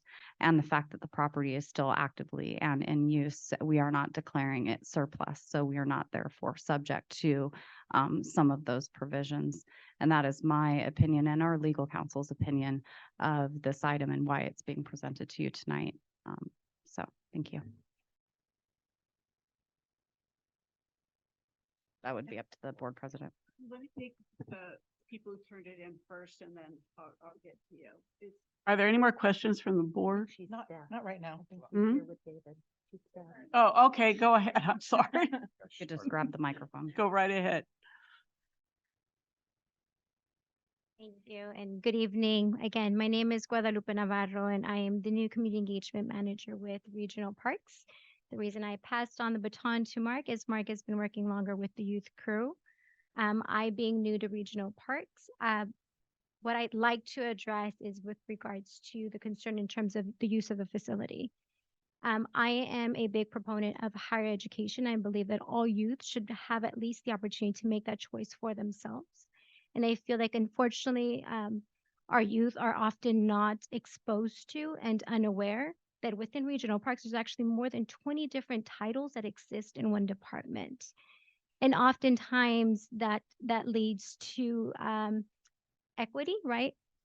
That was a term you had used earlier, right? Leads us to an unequitable opportunities for our youth and our community when they're not exposed to.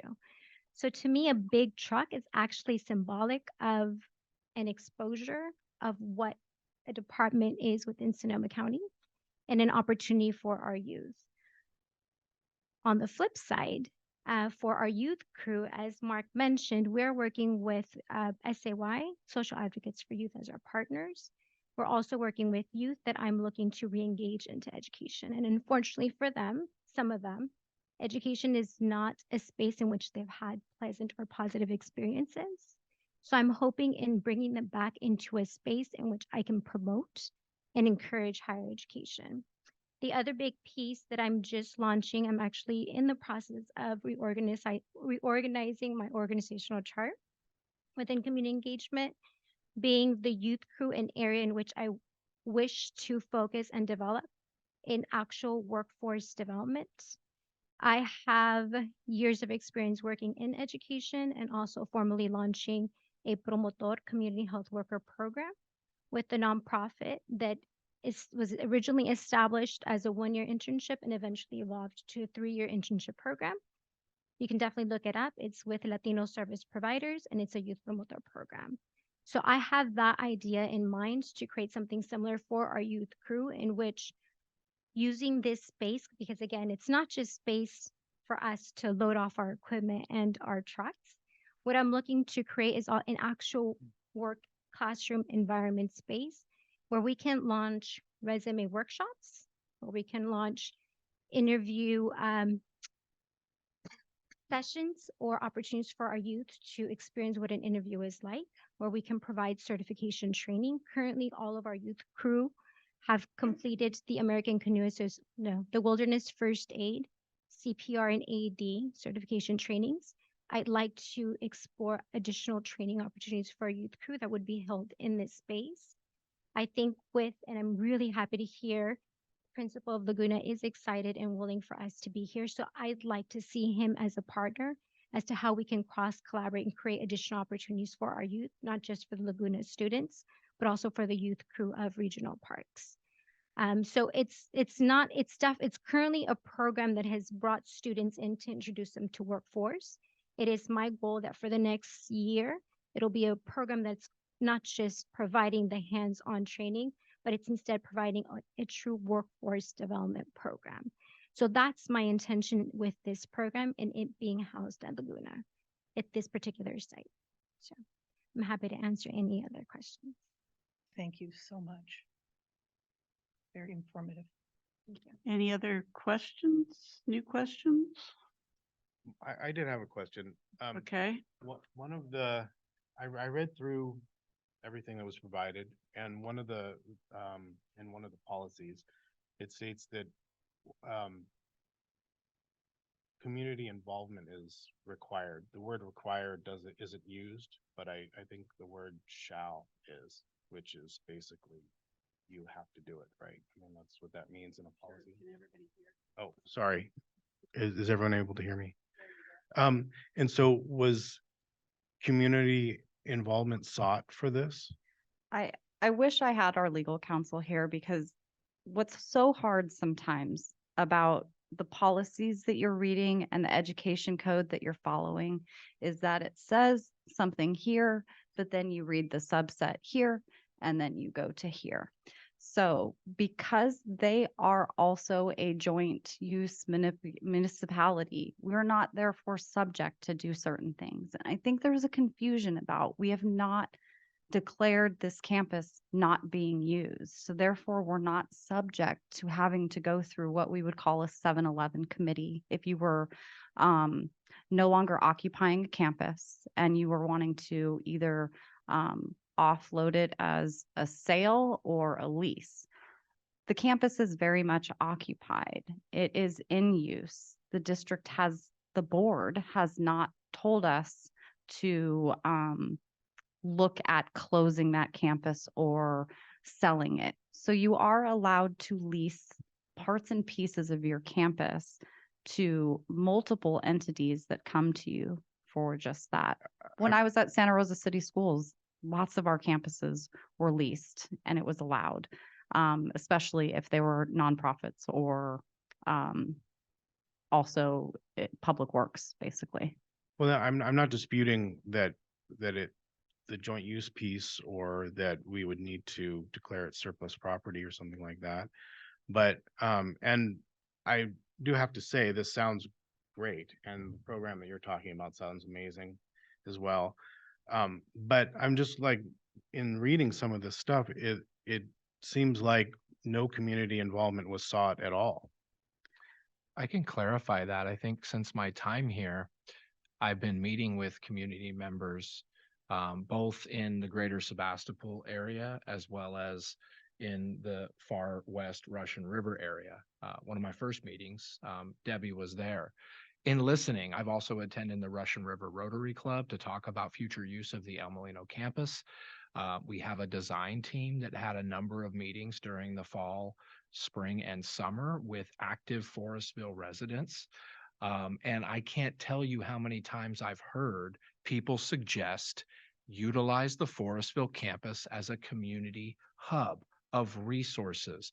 And I disagree that this partnership wouldn't align with one pillar, or whatever, however that was interpreted. I think it aligns with 3 out of the 4 pillars: expanded and enriched learning time and opportunities, active family and community engagement. I've heard this time and time again, Sean, from a number, and now while we haven't had a formal way of gathering that input, I think it's our job and part of my job as the superintendent to have informal conversations and to really listen, take that information back to the cabinet, to the board of trustees, with district administration to look at ways to better utilize our facilities to promote opportunities for students as well as the community. And I can't count the number of people who've continued to suggest, well, you've already got the library. Can you expand it? You've got West County Health. That's great. What else can you do? The partnership between them with the Russian River shuttle bus was a hit. I mean, I can't tell you how many times I drove past the campus and saw a ton of cars out there. And I tried to go fishing down on the river. I couldn't find a spot because there were so many canoes. So I guess my point is that hasn't gone undone. Okay. This is direct feedback, and maybe it wasn't discussed in terms of the finer details of the partnership. But I mean, being that we've clarified this, and I think we expected that there would be some questions about process, about policies, about whether it was surplus, whether we would need to go through a 7-Eleven. We were well aware of those concerns, and we've done our part to seek legal counsel to ensure that what we're bringing before the board is sound and it's not a surplus property. So we've got a number of buildings that are gone unused. I also hear that from former El Molino alum, former staff. What else are we doing? We've got that amazing campus, and while I think people are proud of what Greg's doing in terms of building the Laguna program, we're housing our consortium, administrative offices. We've got real estate to use. We're using it for different district events. We're using it for dance. We're using it for cheer. I think we owe this to the community to further utilize this campus while we flush out future plans for new education. I just to clarify, I'm not against this at all. I think this sounds like a great program. I just You know, I think yeah. I wanted to answer your question. Yeah. Talking about the legalities of the Yeah. policies that Debbie mentioned and the potential that there would be a 7-Eleven process required for us to engage in this partnership. But I think what I heard in your question is, have we engaged with the community since I stepped foot out here? We've been listening. What can we do for our kids? And how can we utilize this campus post-consolidation? And have we reached out to the community and said, we are looking at converting some of these classrooms to office space, and this is how we intend to use it? Because I also hear from people in the community and they say, can we use the maker space there? Can we, I have a homeschooling class that would like to rent a classroom to do lessons in the evenings. So I have people approaching quite often saying, you know, we really want to use this for the community. And when I read about what joint use is, I'm not saying that we have to do 7-Eleven, but I don't believe that this fits into joint use, because joint use is not giving the space over to an organization to utilize as an office. It's about partnering with regional parks to run our baseball field so that community can use it.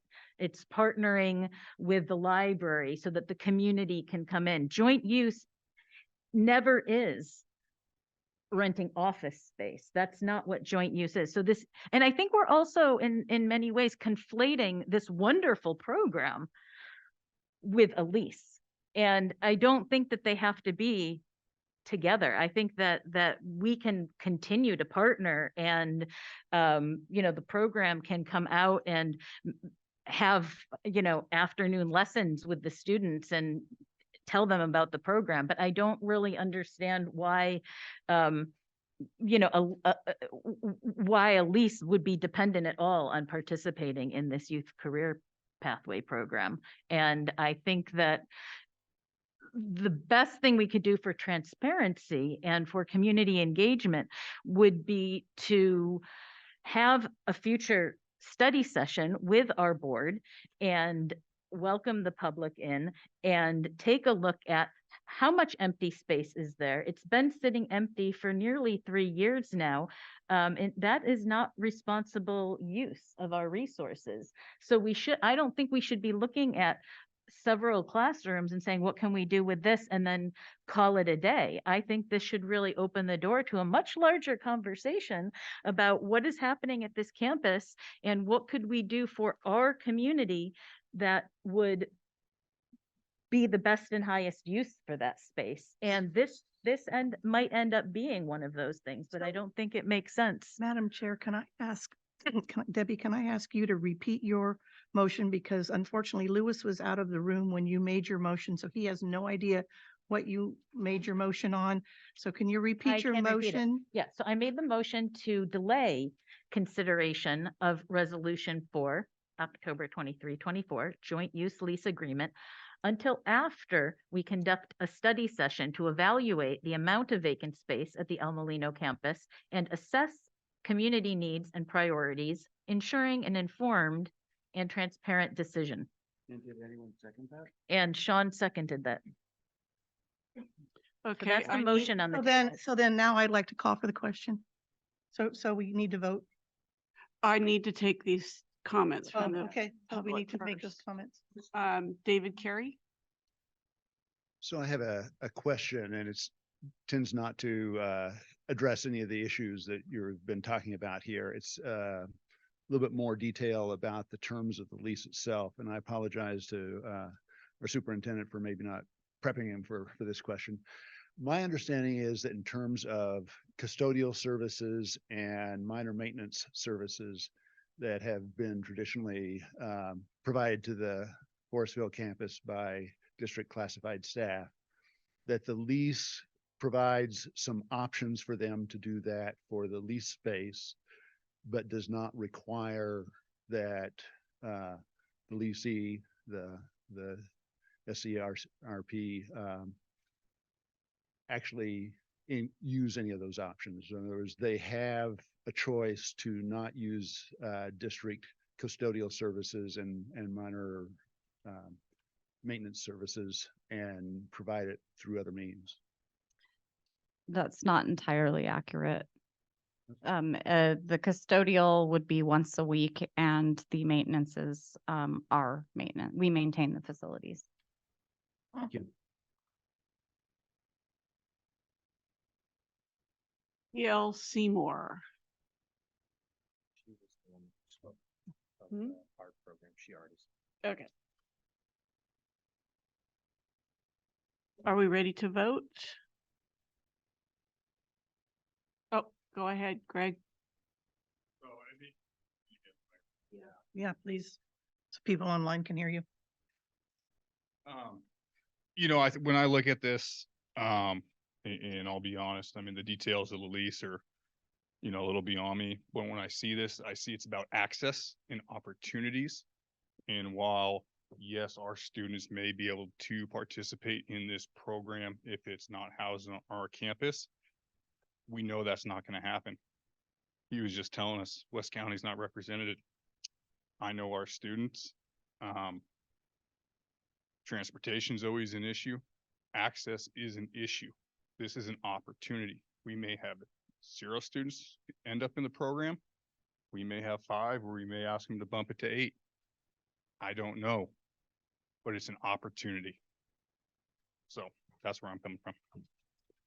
I just want to say too, that I feel that the students need access to the equipment and the business side of this whole program.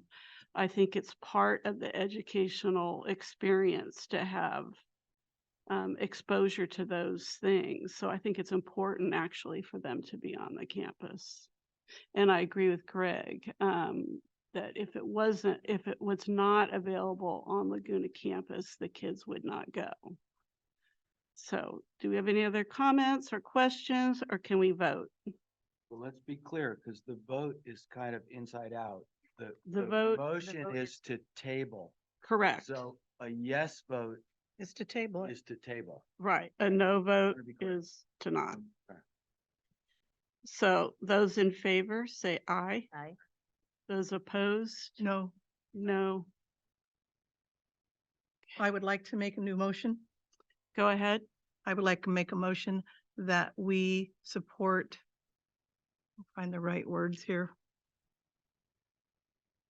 No, I know what's wrong. I'm using the wrong glasses. A lot to read. I would like to move that we approve resolution number 4, October 2023-24 joint use agreement and lease with Sonoma County Regional Parks for the use of a portion of the facility of the West Sonoma County Union High School District at the Forestville campus. I second. Those in favor? Aye. Aye. Those opposed? No. Okay, passes. Thank you. Well, according to board policy, before ordering the sale or lease of any real property, the board shall adopt a resolution by a 2/3 vote of all its members at a regularly scheduled open meeting. So I believe that did not pass with a 2/3 vote. I don't have legal counsel on the phone and I feel completely caught off guard, to be quite honest with you. I'm really disappointed right now. Yeah. As of May, I think we need to look at a policy. There we go. Very displeased. I just want to apologize to our Parks and Rec people who've been here all evening and that this is just completely out of the ordinary. Very sorry.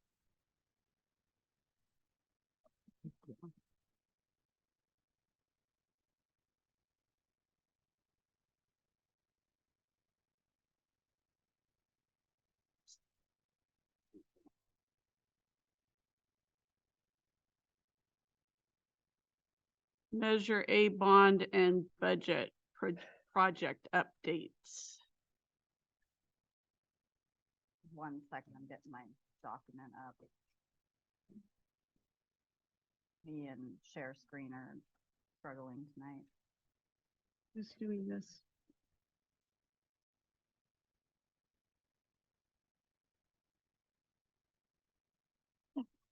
Chris? Who's doing Measure A bond? and Sorry, budget? I was getting my item Okay. I up thought and it was ready. you, but I I'm didn't playing wanna- double duty. I got Zoomers and all I kinds didn't of want to things. throw you under the bus. No, you're good. You're good. This is your favorite item. So I've worked pretty extensively on just getting updates. I've added a few new areas to the document that is the bond measure project update routine board item. I've removed all the completed projects and put them in their own little area. But you can read in red. I'll let you guys do that at your leisure. I'm not going to read it for you, but most importantly, most of our projects are still in DSA. Quick update on the Sunset Taft pedestrian project. That is, we met with the city last week and they've had to scale back a portion of the project, specifically at Johnson Street and the bottom of Sunset, which meets the back of the softball field. And they had to remove it because it's complicated there because you have to have a certain cross slope for accessibility. And that was going to be a lot of additional pavement and or concrete in order to achieve that. So it became unaffordable.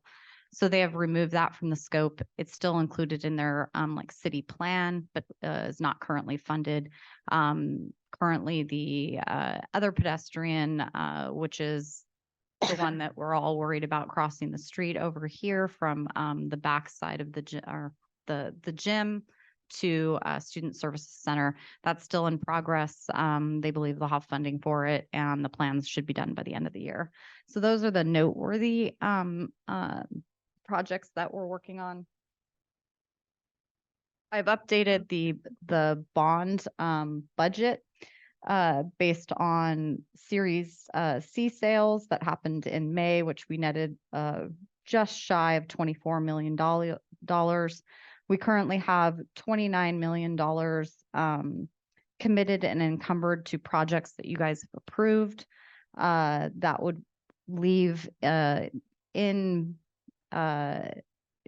we have approximately 47 million and some change almost 48 million in the county treasury, with 29 million of that encumbered. Remains about 18 million that has been unallocated. And if you take that 18 plus the 24 Series D, 24 million in Series D, we have approximately 42 million of unallocated dollars. I do want to point out that project AA 36, we have not fully allocated with our existing cash in the treasury. Those hard construction costs, because we'd go into the negative, and we don't want to do that. But we do acknowledge that's here, so we have roughly about 20 million that's unallocated. And this is really just me segueing into the last item under facilities, which we'll discuss later, which is prioritizing the next round of projects. So I'm happy to answer any questions. Any questions? Okay.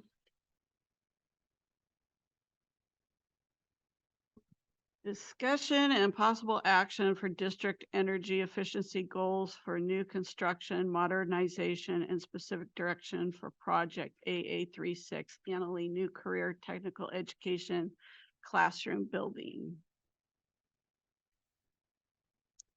So this is my item. At the last board meeting, there was some interest expressed in having us look at net zero energy. And I have Steve Kwok here, as well as, I'm sorry, we just met the other day. Demian Vonderkolen. And his name is also hard to pronounce, but where he works is also, it's called Glutman and Blavowicz. So say that 3 times fast. Gutman and Blavowit, or GNB. Yes, we call him GNB for short, because who can say that? It's a mouthful. But they're here tonight to present some information on net zero. And what I couched this item very specifically as is I'm looking for direction on what our energy goals are as we design facilities, the one we're currently doing, as well as moving projects forward. So let me get you guys queued up. Well, while Jenny's doing that, I just wanted to thank you for giving us time this evening to talk about this a little bit. So hopefully you'll find this information useful as we go forward and start to discuss what the goals are actually for this project in terms of energy and sustainability, generally speaking. So hopefully we'll give you some options to look at there. Okay, you ready, Jenny? Yep, you're good. Okay. So I'm here representing as the leader of the design team of our entire team on this project. However, Demian is here as the actual true expert. He actually knows something. And so that's why he's here to help us discuss this ZNE process. But I think I'll just go ahead and sort of lead the discussion. I'll ask Demian to jump in where we feel, or if you have specific questions about ZNE, zero net energy, as we're going forward. Please feel free to just jump in, because sometimes it's just easier to do that in the moment. So I provided this slide as just the basic sort of understanding of ZNE, which is zero net energy, which means on an annual basis that the facility is generating an equal amount of energy as it's using within that year. So, schools have a little bit of the advantage in that we don't have a lot of use in the summertime, but we have a lot of generation.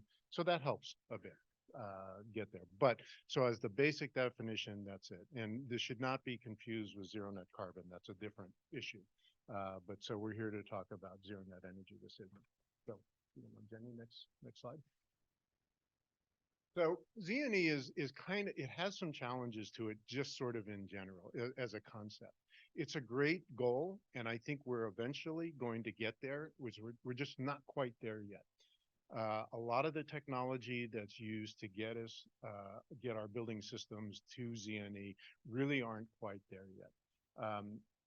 The systems that you need to control all the various parts of the building, the heating, the lighting, water heating, all of those sort of things are a bit complicated, and frankly, they're a bit fragile.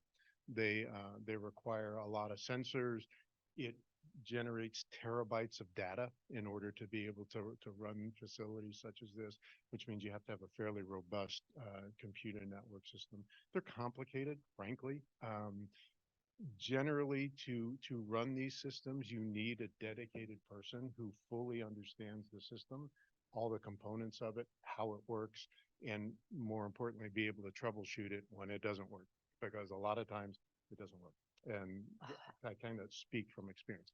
So that's the ZNE part. Doesn't mean we can't get very close to generating all the energy that we're going to be consuming. We probably just can't get to that net equal using and generating. So the state hasn't really helped us very much in some ways. The new NEM, which is net energy metering rates, they lowered the reimbursement rates, the PUC did, by a considerable amount. Was it about 70% or something? Yeah, it was, it's on, I mean, it's like 8 cents a kilowatt or something, or 5 cents a kilowatt. So it's very low. So you'll be making this investment that really isn't going to pay back. So from a fiduciary responsibility standpoint, it's not a very good investment because you're not going to get the return that you'd like to have. In addition to that, there is a very long and complex commissioning process that goes with creating a zero net energy building. So there's a lot of headwind at this moment. Like I said, this is kind of in its infancy. I think as a building community and as designers, we will get there. It's just right now we're not quite there. So next slide. In particular, this facility is going to use a lot of energy because some of the equipment that we're talking about in the facility are generally large energy users. Culinary kitchens, you've got ovens, you've got ranges, you've got exhaust hoods, you've got dishwashers, you do a lot of water heating. And so there's generally a great deal of energy used for that. In our super fabrication lab, we're going to have CNC cutters, printers, routers, all kinds of equipment. Again, equipment that's going to use a lot of electricity in its use. When you take a look at that, when you take a look at the amount of roof that we have in order to put photovoltaic systems on it, because that's generally how you generate the electricity that you're trying to replace that you're using, there's probably not adequate amount of roof space to put enough solar panels to offset all of the use from these high energy intensive pieces of equipment. So very quickly, so as school architects and designers, we are required to meet what's known as Title 24, which is the California Building Code. There's a section of that code that has to do with energy consumption. And so we have to meet that. It's required as we go through the process, we have to document it. That's actually what Demian's firm does a lot of for us to ensure that we're meeting those requirements for Title 24. It's probably, if not the most stringent, certainly close to one of the most stringent energy codes in the country. There's probably not, I don't know of any other, but I only practice in California, so I don't know what else, what everybody else is doing. But that's what I've heard, is that it's a very good benchmark and it's a very good standard. It's updated every 3 years with the code. The code cycle for us is every 3 years. And it's a good baseline. However, that having been said, I think we want to take the next step up. And if you go to the next slide, please. So what we really want to do is exceed those standards that are set by Title 24. And there is a group and a standard, it's kind of it's all the same thing. It's the Collaborative for High Performance Schools. And they do set the bar for schools considerably higher. And so it exceeds the Title 24 requirements. It does get updated sort of continually. So it's not, you don't wait 3 years for updates in the code and that sort of thing. And it sets up standards not only for energy consumption, but really for high performance learning environments.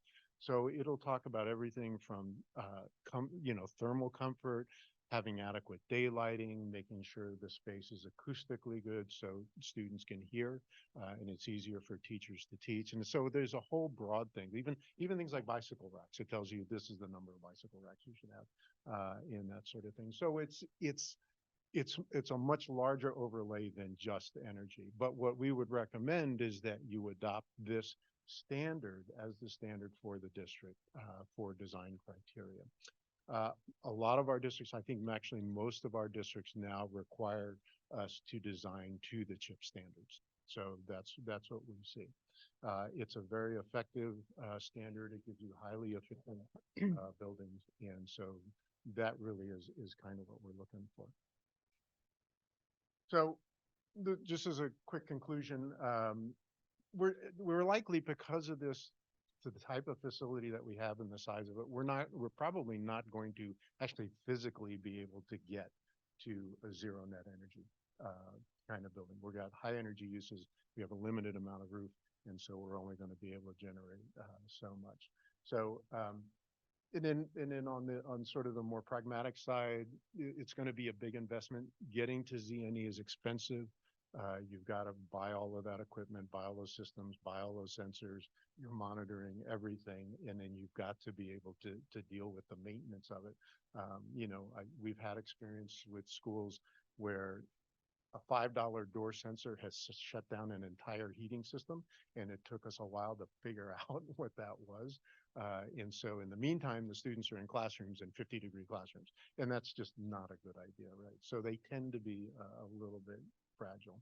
And then of course, the final piece is, you know, it's expensive, and the return on investment, partially because of what the PUC has done recently, means that your payback period, rather than being a reasonable period of time, 5 to 7 years, is now extended over many, many years. So,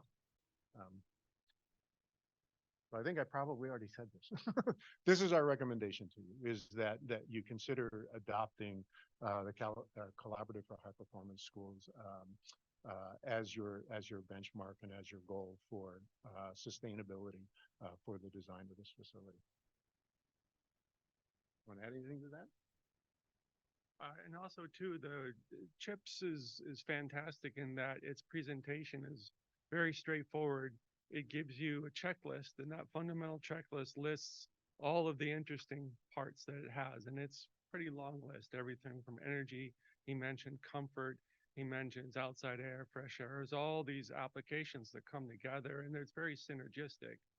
And it's a very pragmatic approach to single buildings, whereas zero net energy as a single building in a larger campus of older equipment, of older building, it's not the best use of money. If you had a brand new campus and you were coming in with this idea, you would have a much better means of an approach to an overall approach to designing a campus that could actually meet that standard instead of a single building on a campus of older equipment. So that's just my 2 cents on that one. So with this, we're happy to take questions. Any questions? Go ahead, Louis. Question. Is there a plan to have any solar panels on the roof at all? Yes. So whatever we can get, we'll get, even though the NEM3 is. Well, the state of California, it's almost mandatory to have either solar panels or battery or some sort of combination of the two to get just Title 24. So there's going to be some there anyway. It's mandatory. Yeah. It's wrapped into Title 24. It's wrapped into the code. The 2022 code for non-residential has solar provision.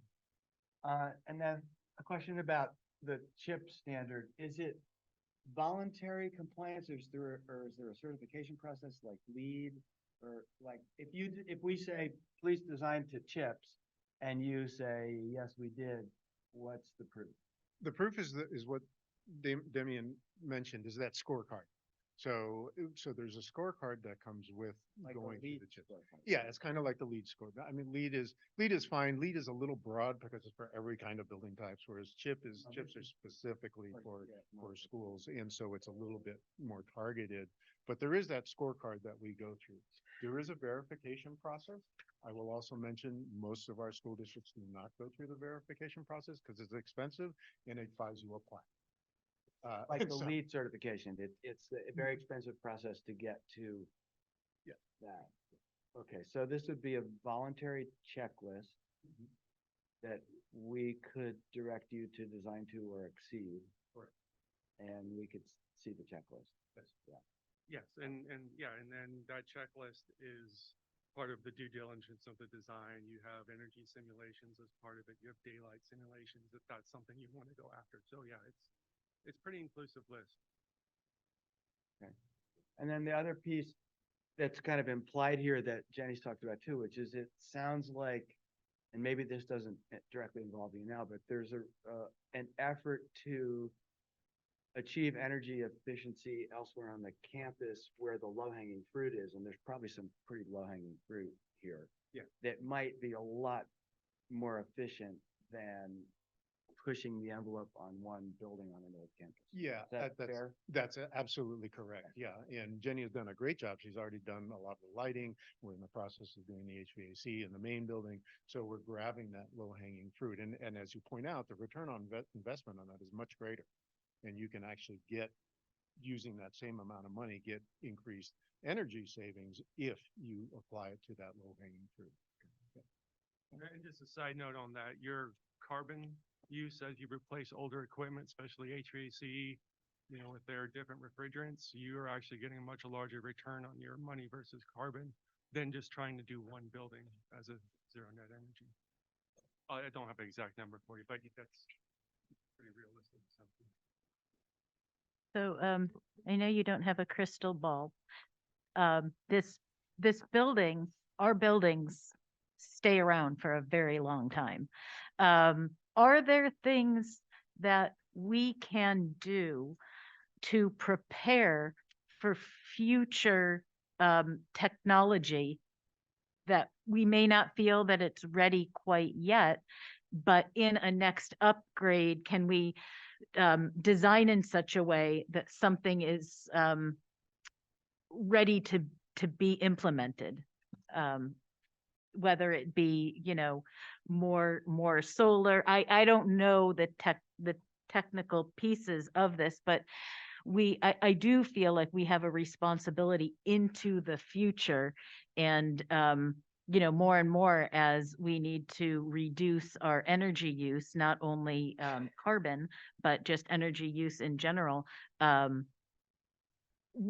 there things that you can put into the design now that could be ready for later? Trying to think.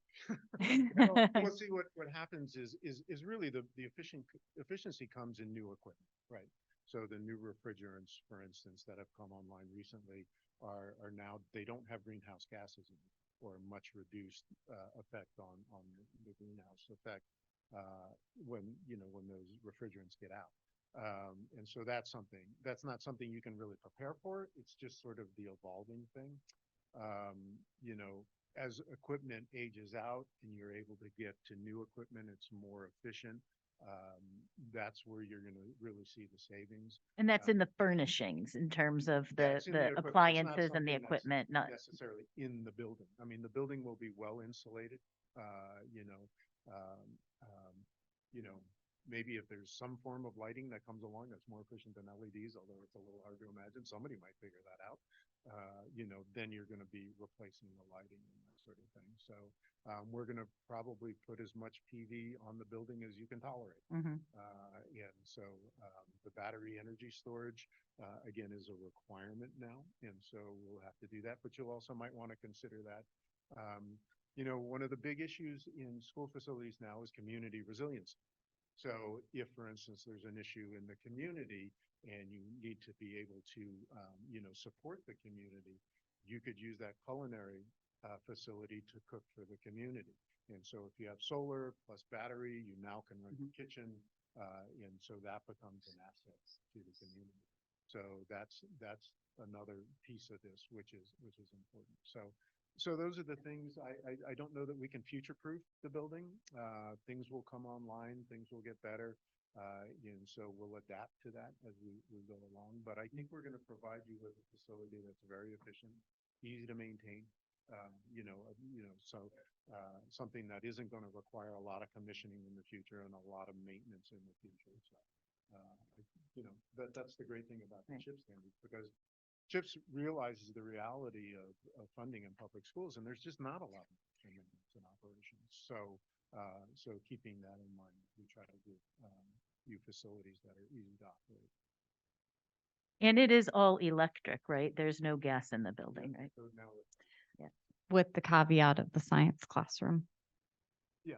Yeah. And the other caveat would be something if you're teaching in ag, if you're teaching, oxy-AC welding, that gas comes in tanks. So, but the building will not be plumbed. with gas. Just to follow up real quick though, as far as future proofing, we brought up Title 24. If we bring up lighting, it's the simplest one that we can see. There are illuminant standards for the amount of light that needs to fall on a surface so you can read.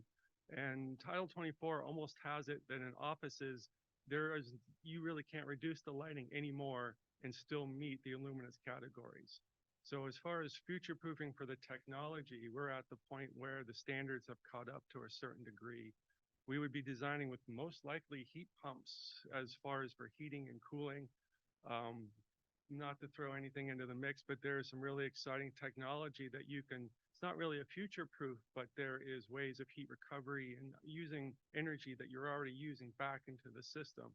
Again, these are not inexpensive items, but if it's something that's exciting, it's something that can be researched. You can look at life cycle cost analysis. There's many things you can do to try to make it fit into what you want to do. So the options are there, but to say something is future proof is pretty tough because new things are always coming online all the time, but it will be pretty good. Oh, and the thing I was going to say is his envelope, the walls, the windows, the roof will be, it'll be structurally and very well insulated. So that load, that heating and cooling that you need, it's going to stay the same. So all you're doing is just replacing the tertiary equipment as it ages out. You have the same thing. So it's actually not a difficult thing if you are already designed to a super high standard to just replace that peripheral equipment easily. And I think the part where I can just chime in here is it's not even just about, it's taglining on that. When you say replacing the equipment as it ages out, that's something school districts typically don't have the money for or prioritize. So, some of our units that we have out there right now are 30 plus years old. That's where we're saving on our efficiency. So if we start life cycle replacements, our buildings should always be efficient. I think that leads to the discussion we're not having right now, which is what are the priorities for The next item. one of them, in my opinion, should be energy efficiency. We have a chunk of money. It would be one valuable place to put it. Well, and I'd like to showcase for a second, like how energy efficient our school district is in comparison to most school districts out there. We own our own solar array system. We have participated in all of the low hanging fruit Prop 39 projects with replacements to multiple HVAC units. We've done all interior and exterior lighting across the district. We've taken care a lot of the low hanging fruit. Everything else that's going to be moving forward is in projects that you've already approved through HVAC retrofits. But also, mind you, we've added air conditioning. So we will be adding a substantial amount of electricity to our overall PG&E bill that will have an effect. We have been really good stewards of public funds and prioritized energy efficiencies. We've maximized taking advantage of Prop 39 funds, and I would put us up against any school district in this county to have done any better than we are currently doing. I'm really proud of this district and the efforts that we've prioritized, this board has prioritized. And what we're ultimately asking you to do tonight is give us a goal. We think it should be CHIPS to design with that in mind. And it's really about the modernization of facilities. So when we're talking about going to modernize a building, that we would bring it up to current efficiencies, and that there's a lot of inefficient areas of our campuses, but those are modernization projects. And so we're at the point where we don't have enough money to modernize everything, so we have to be selective. And you suggested us looking into Sonoma Clean Power. Is that something that you could bring back to us? We already are with Sonoma Clean Power. With the Evergreen We, program? no, we are with the one step down from that. So we've been purchasing Sonoma Clean Power since they started. Okay, because I thought that was a suggestion in your report. I don't recall. No, I think we talked about, I don't remember even writing anything about Sonoma Clean Power. I believe, Okay. I think maybe it was a public comment. Yeah, we already have Sonoma Clean Power, have for years. We've been with Sonoma Clean Power forever. Okay, great. Oh, yeah, because, yeah, it says an alternate proposal. The district can enroll in Sonoma, well, it says Sonoma Green Power to purchase electricity from renewable sources. That was in your September 30th email from Chris, but it was. written Oh, down. that was, I don't think, QKA, that wasn't from me. That, I don't think QKA realized that we were with Right. Sonoma Oh, Clean okay, Power. that didn't come from, okay. That did not come from me directly. Okay, all right. So no wonder I didn't know what you were talking about. Now it makes sense. Yeah. Sounded great. You want to make a motion? I'd like to move that the board guide our design and facilities teams to achieve CHIP standards or better on any new construction. Can we add in where practical? I think this is listed as a discussion only item. Can we still make? Oh, a it No, I've got says action. Possible action. What's your concern?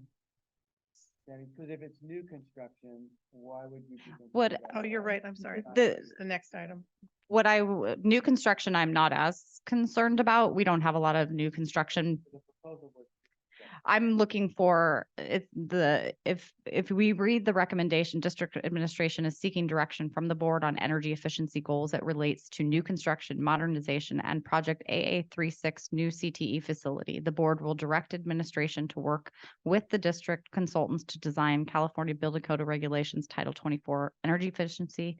The board will further determine if they want to set energy efficiency goals that would exceed the current code. And so where I'm saying where practical is just to give us some liberties, because what we don't want is to design to it and then value engineer it out because we can't afford it. Right. then yes, Thank you. where practical. We're but practical. Covering not just the new construction. Yeah. Correct. I don't know how that. I feel like we're just establishing energy efficiency goals for how we work to design future facilities. Better. Chips are better. We're practical. Can I have a second? I just really want that for the record. Can I have a second? I'll second it. All those in Haven't favor? taken public comment yet. Oh, I'm sorry. Go ahead. Floor's here. Go ahead. Trying to move it along, sorry. It's getting late. Hi, my name's Tor Allen. I'm a parent of former students here and active and interested in your energy future. So couple questions. The presentation I reviewed from from the September meeting, the buildings look interesting. The current codes will ensure that the envelope's really well insulated. And what I want to clarify too is that the daylighting design looks really good. So you'll be using minimal electrical lighting.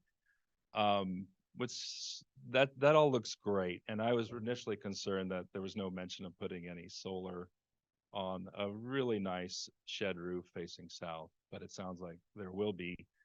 And just a clarification on the new net metering rules. It's only devalued when you export it out to the grid. So if you're using that electricity that's generated in that moment on site, it's allowing you not to buy that expensive electricity from the grid in that moment.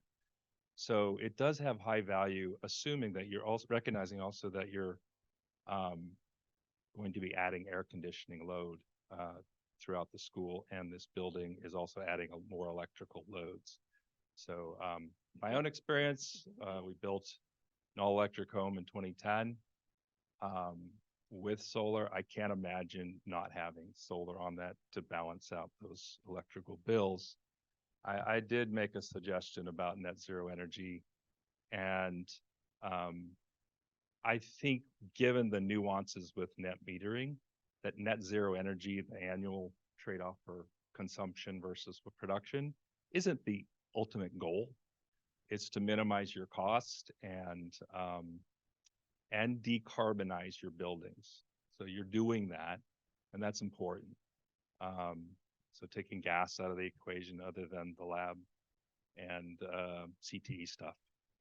So I think you've hit on it. I don't know what all CHIPS includes that is better than what you've got here.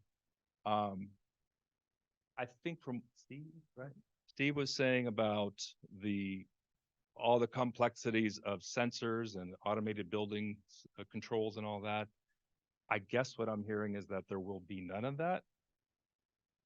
Or some of it's required in Title 24, but just there's an extra layer that becomes complicated, and I think you can achieve a lot of savings without that, right? So, I don't know if there's a question. I was just clarifying the value of net metering still has high value, especially that you're consuming energy in the moment that it's generated, and you're avoiding having to buy high energy costs. Because if anybody's out there paying your electric bills, it just keeps going up. I don't know if there was a question, but I just wanted to make a comment. Thank you. Thank you for being here. Can we vote? Okay. All those in favor? Aye. Aye. Those opposed? Okay, Madam President, can I make a proposal? go ahead. Due to this late hour, and I don't mean to put you off, Jenny, can we take this next item and move it to next month? That would be fine with me. It's just, we still haven't done our educational services or human resources or finance, and Well, there was a purposeful point to having it. We're starting our conversations with QKA later this month about the next phase of projects. We wanted to give the board an opportunity to have input. And we didn't want to do it backwards per se. Okay. I'm hoping it won't be a relatively long conversation. If I'm given an opportunity to kind of present the item. all right, I'm okay with that. Okay. Go fast. Going fast.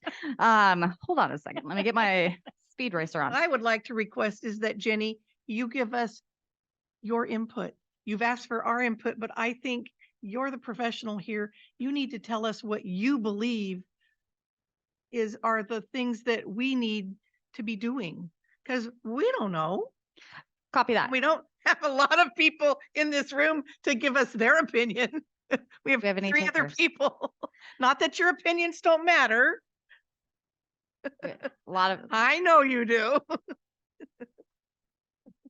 but so the reason this came forward is because we're starting to look at, like 2 items ago, I told you we're getting down to the, I call it dollars and cents, because I start to worry when there's less than $20 million available for me to spend, because I could spend that in a week.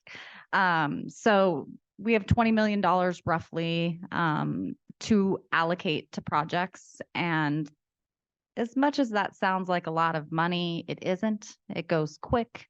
And so we need to prioritize projects. In the document that I presented, that I wrote out for you guys, I put together the bond presentation file folder.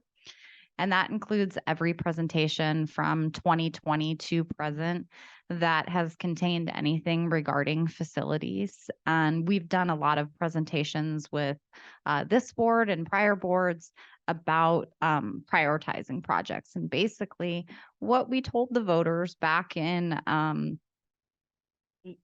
2018, thank you, was that this would be an improvement to our existing facilities bond measure, and that we would be doing as much as possible to our existing campuses. I know we're bringing in new facility, and that's highly important, But if you're asking me what my recommendation is we have a 2011 assessment that we did with QKA. This is prior to my tenure with the district. That's really been driving forward the projects that we present to you based on the facility needs, just the facility needs. Also some I don't know what just happened there. Prioritize projects based on staff comfort, student comfort, which is something you guys prioritized a while ago with moving forward with the HVAC in the main building. But so far, the majority of the projects that have been brought forward have been HVAC roof replacements, and they're to ensure the safety of the building, the ability for it to be clean, safe, and dry, for lack of a better word or phrasing.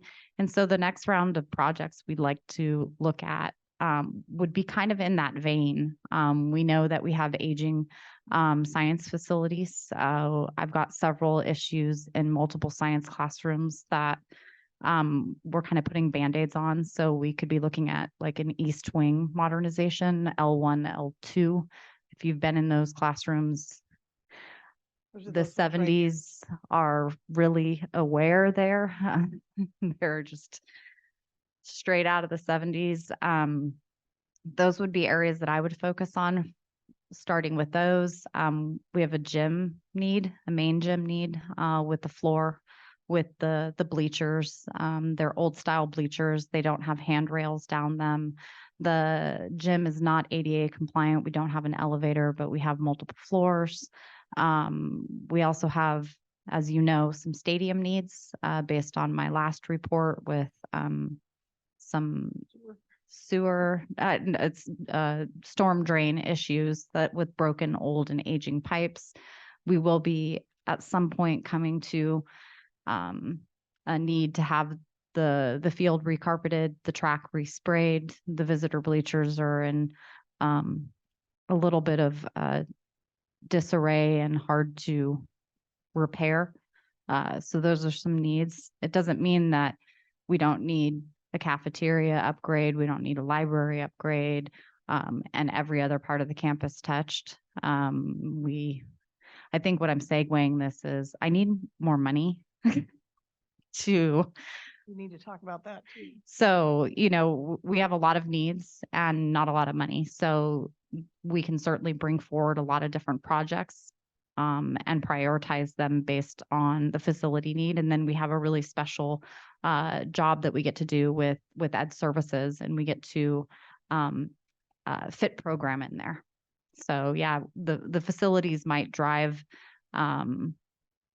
what project goes first, but then we have the responsibility to fold in Ed Services and make sure that we're providing really amazing program and that we're improving the facilities, not just cosmetically per se. I would like staff input. Have we done anything to get staff input about what's still needed? Everything is still needed, but this was an opportunity for staff to provide input. What this meeting was? Yeah. Yes, we were looking for staff input. Yeah, but when we surveyed staff and teachers for their priorities. Yeah, I would like to know we have that. no idea. They live in this building. Yeah. It's not, I mean, how would, I'm curious to know, yes, we can survey, we can do anything. What do you want me to ask them? Like, what do you want done? I mean, I'm not trying to be flippant, but I'm trying to be. We could like list it and prioritize, Mhm. List everything that needs to be done and prioritize. I would like to know. I agree. The staff lives in this environment and Well, my, want to know I give you my thought what they need. is that you just mentioned the East Wing, which we have classrooms in. You just mentioned L1 and L2, which we have classrooms in. And then you mentioned a number of other areas that aren't really classrooms. So my thought would be that right now, based on all the other things you mentioned, L1 and L2 and East Wing need to be prioritized because those have classrooms in them.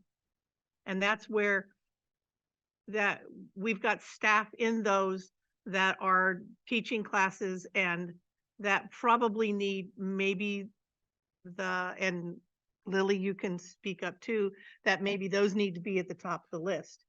And I don't mean to say that all those other things, library and the fields and the bleachers and all that don't need maybe more attention, but if we're going to be prioritizing based on staff needs, that maybe those are the areas that need to be brought to the top of the list. Or, I understand. right, the gym. And I know the gym is a classroom too. I totally understand that. Yes. And it might be the level of need, you know, I mean, I don't know. So that's why I want the staff input because I don't know. And so I'm all for staff input, but at what point is the collection of staff input somewhat subjective when we have Well, yeah, massive facility needs? So right now, we're at a dangerous point with our visitor bleachers. we don't At need what somebody- point do I shut those down Yeah. and you don't have them? But we prioritize something different. Not to say that staff input isn't valuable. Typically, we identify the project and then we start to work with the staff. But we also need a main building modernization, and we definitely don't have enough money to do that. I know that that's gonna happen probably. And that has the most classrooms in it. And you're asking and seeking input from every individual teacher who has individual needs in their classroom. I think based on the areas that you mentioned that are right now, we know we have X amount of dollars to spend, and we only have that amount of dollars to spend. And so maybe those are the areas that where we can use that money and then, and not maybe need I more could, money. maybe I could couch it in because our goal was to try to put new carpet or new flooring, interior paint, and what else were we going to do? And to replace all the HVAC units on buildings that already had AC, like those were the minimums. So every classroom got touched in a certain way unless you were going to have a modernization in your building. Specific examples would be like Annex 1, Annex 2, the village classrooms, portable classrooms. Talk about the need to reduce portables on campus and to create site-built facilities. That is a need too. And how much do you want to improve upon? What do we want to do with the Student Services Center? I mean, this conversation is really big. And the needs are very great, which will segue into hopefully us talking about more money so that we don't have to we're prioritizing the biggest need right now, and then we're starting to phase in the next set of projects because we are being mindful of that. So I will work with Chris on trying to maybe even reach out to Lily here because she always has great input on how best to survey staff that would be meaningful to bring back to you so that it would also incorporate us going, hey, these are your massive facility needs, because right now I have in L2 a gas issue and I have old pipe in there and it's a modernization. I can't fix it. Well, you might, I mean, that might be it, is you might have to list, these are the things, the massive needs, which one do you think is the most important? You know, instead of all the needs in the whole district, list these them are all. the most massive needs. And that you have a finite amount of money right now. We've got Right. $200,000. That's what we have. And this is what this is going to cost. And And that's what we anticipated bringing back to you guys sometime in January of the new calendar year, was a prioritized list of projects based on facility needs. I think that would be really useful. And I wonder if you could code them 1, 2, 3 and or 1 through 5 or so, you know, how, in terms of urgency, and then ballpark cost. Oh yeah, So we then we ballpark can- with the then best we- of them. Then we can look and say, well, you know, we could do this one, and then we can sort of have a menu and say, well, this is really important. We need to do this. Now then we have this much left. And I think that could really help us make some decisions. In preparation for this item, I pulled up the bond to see what we said we were going to spend it on. And a couple of the things that I think come up very frequently that we said in the bond that we would do is restrooms. I think that's something that comes up over and over again. In 2018, we asked the people for some money. It would be great if before the money is gone, we could have some more restrooms or do an audit and just see where we are actually in number of restrooms for our population, and then do an evaluation of that. Because I know it was code when we were built, but let's see, where are we now? And could we make this a more comfortable space for our students by improving restrooms? And then the other one that really popped out at me from the bond project list is seismic safety improvements and upgrades. And I don't know where we are on that, and I don't need information on that right now, but I would love a report on that as part of this whole process and see where we are with seismic safety and upgrades. Or if they've all been done already. Well, they're done when you touch a building. So But you have that to main remember building. when you, Do you want to be in there in a 7.0? I have no problem being in any one of our facilities, and I'd be happy to be in any number of them. And I say that with all sincerity. You know, California has some of the strictest building code regulations and accounts for earthquakes. We are outside of a direct earthquake area. We do get residuals out here in terms of aftershocks, as exhibited by the Napa earthquakes forever ago, which I can't remember the date for that was. In terms of seismic safety, and the requirement is when you modernize that area, kind of same with the restrooms. And if the board would like to have that discussion about restrooms at the January meeting, I think we'd definitely like direction. Do you want us to add more restrooms? We're adding more already in the new buildings. I think that's not on the list you just gave us. Okay, we But we have can't. If I may, yeah. to table this discussion Well, I think and we've move got it some- along. Well, there So, was Got one good more thing direction. on my list I that feel like I wanted have good to direction. put out there. Can I we've heard you, and I think that this definitely will align with our next steps in meeting with QKA here soon. I think that it didn't take a survey for us to realize that we need to reprioritize the modernization of the main building and go HVAC.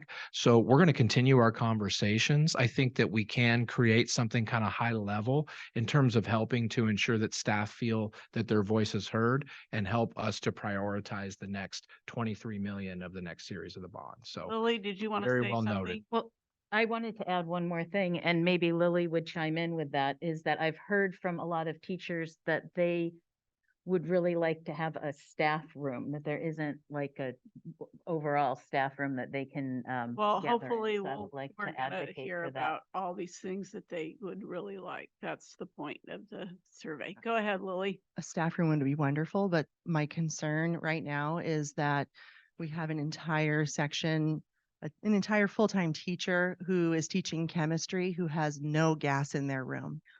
And that's pressing. That's, to me, that's got to be taken care of. Imagine your child's in chemistry and they cannot do a single lab. What are they doing? They've got to get their hands-on learning opportunity back ASAP. It's got to be at the top of the list.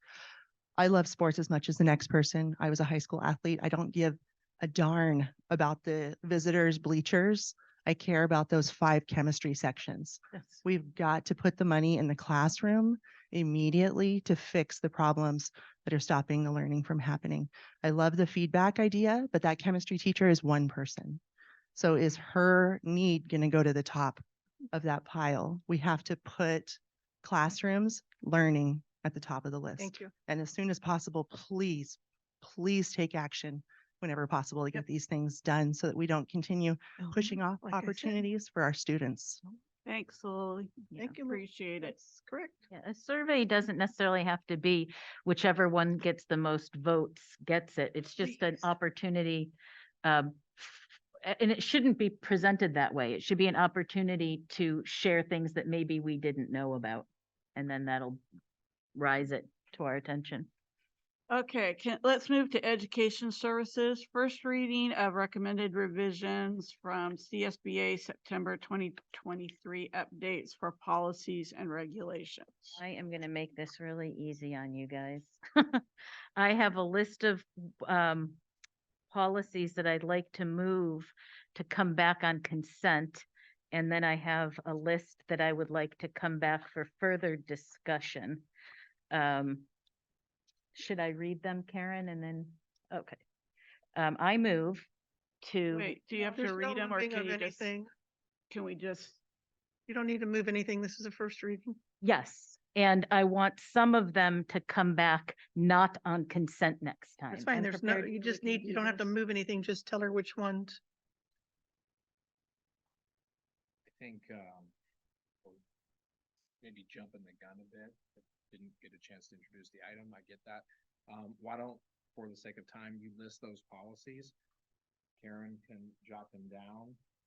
We do have the language in the board policy that allows us to bring them back and Yes. ask for an additional read. But I think we also have to give the other trustees a chance to weigh in as to whether they want those policies to come back next time on consent. So. Right. Yeah. So I was going to make a motion. No, there's no We're not motion. voting on anything. There's no motion that's to be made on this item. First reading. First reading. All right, so the ones that I'd like to bring back for discussion when we have more time is AR 1330.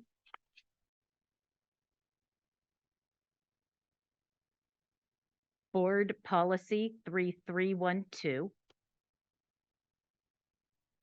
Board Policy 3551. Administrative Regulation 3551. Here. I just trying to stretch, Do your thing. just stretching my foot out. That's all. Okay. Board Policy 5131.9. Board Policy 6154. The rest of them, I am perfectly comfortable having them come back on consent next time. Did everybody have enough time to really look into all of these policies and read them and look at the changes and the options that were available? Because there were a lot. And one of the topics at the CSBA Roadshow was on board policies. And they actually recommended breaking these up into a few at a time, rather than putting them all on the agenda all at once. So I think I looked at all of them, and very often some of them are just very simple updates. It's the law. There's nothing really much to talk about.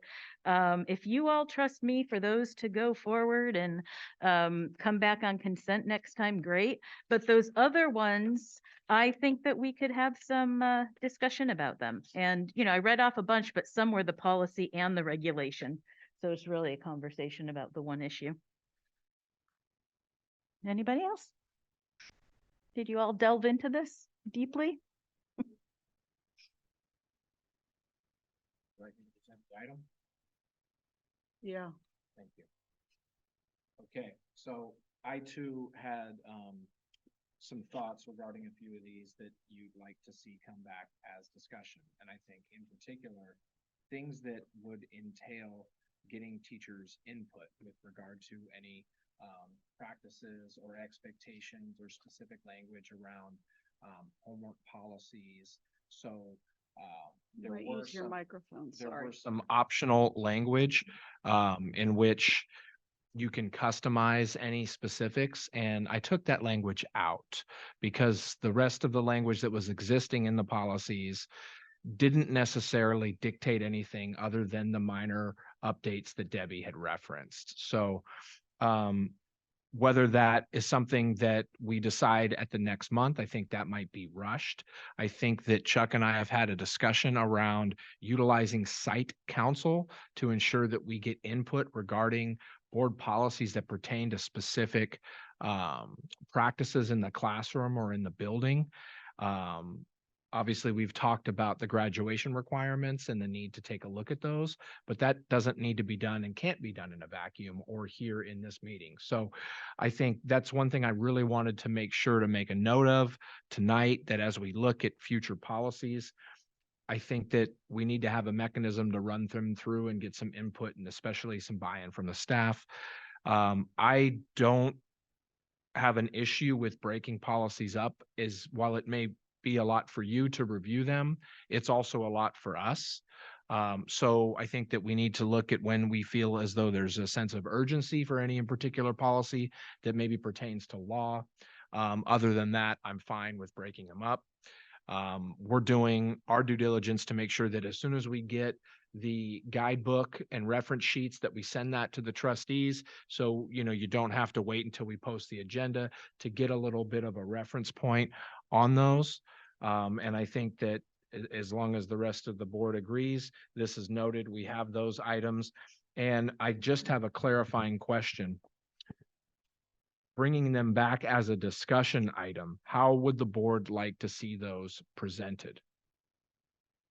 As per the usual in an ed services item, discussion and potential for approval as a second read, something to that effect? Okay, cool. And I want to say, I completely agree, academic honesty, the Yeah. student assessment.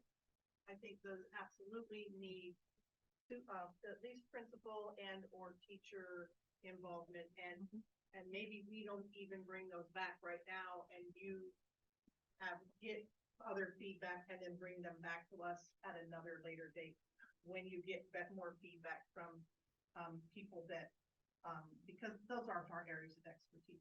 Right. Karen and I compared the policies with the existing policies, and any optional language that CSBA offered an opportunity for districts to customize some of those procedural things, I took those out. So the policies are sitting as recommended by CSBA without that optional language and are very much closely aligned with the pre-existing policies. So that's why I was comfortable putting them before the board. Otherwise, I would have pinned them and said we weren't bringing these before you at this time. Adopting them as they're written without some of that customized language is not necessarily a problem, but I think we do need to take note of policies that might need some of that further discussion with the input of staff. So basically what I'm saying is I can bring these before you next month without that customized optional language. Or we can leave the policy existing as it is. But I think we do have to make sure, and I'll note the ones that are a new law or a CSBA kind of mandated policy. Sound good? Right. I think if there isn't urgency, I think really taking a holistic look at it with staff and then bringing it back is the best way to go. Sounds good. Okay. Report on enrollment and interdistrict transfers for fall 2023-24 school year. Yeah, so I mean, I'll give you the short summary first, but we've increased projected enrollment at Annalee by 55 total students. So our enrollment is up, our interdistrict transfers out, down, our interdistrict transfers in, up, and students who've left the district for private schools or non-traditional schooling models down. So all indicators for enrollment trends are in the green, and I'd be happy to go through some of the finer details of that report. But first, I do want to honor that I know that you've taken a look at this data, so I don't want to regurgitate that to you. I'd like to see if you have any specific questions. And before I do that, I want to acknowledge the hard work of the Annalee staff in building a more robust recruitment process. And I'm really happy to hear about the progress that Casey's making in his .2 role. I think increasing enrollment is there's opportunities for everyone across the district to participate and engage in that through conversations, through intentional efforts, through programs. So I'm really excited about that. And Lily, taking note that we'll schedule showcase night earlier. That makes a lot of sense, that rationale. But I believe that not only is it a priority for the board, but been here a year and a half now and working with our staff, increasing enrollment is a priority for everybody and everybody can take an ownership piece of it. So I'm really, really proud of this. And I wanted to acknowledge busing kids in and funding that and organizing that and creating swag bags and individualized notebooks and just that attention to detail. I think showed in terms of the trends and all those indicators that I just mentioned that now we're in the green that way. So that's a good thing. Questions? This is amazing data, just that we have it. It's really, really helpful and inspiring. So thank you to everybody who it's a lot. And I think if we continue to have good programs and good diversity and equity and good teachers that feel that they're well paid, that we can offset the demographic decline, which is real, but I really think we can beat it. And this is indicating we can. Very hard. Well, one of the things that I think we need to do is meet the needs of all students, including those not necessarily college bound, which is what, we have been talking about and what I was hoping, some programs at Laguna would take hold. There's opportunities. Any there. other questions? I did We- want to we note, have- Julie, sorry, I just wanted to note that I did have a typo in the last paragraph of the current consideration. I just bumped the date up a little bit too early. So where it says private schools, charter schools out of state county, 51 students withdrew from the district at the end of the 23-24 year. That should have been 22-23. And then the subsequent years as well, I just put in the wrong number. So for any confusion, I wanted to make sure to clarify that. Other than that, it should be accurate everywhere. And Mary Fricker, would you like to comment?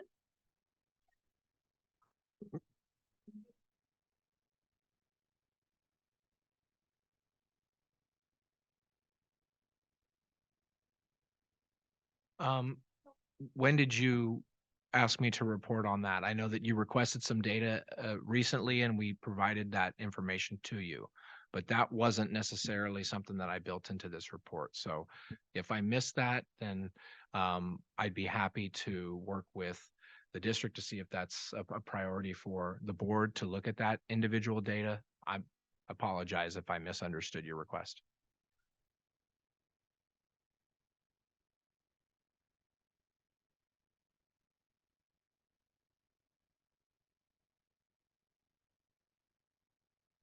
Okay.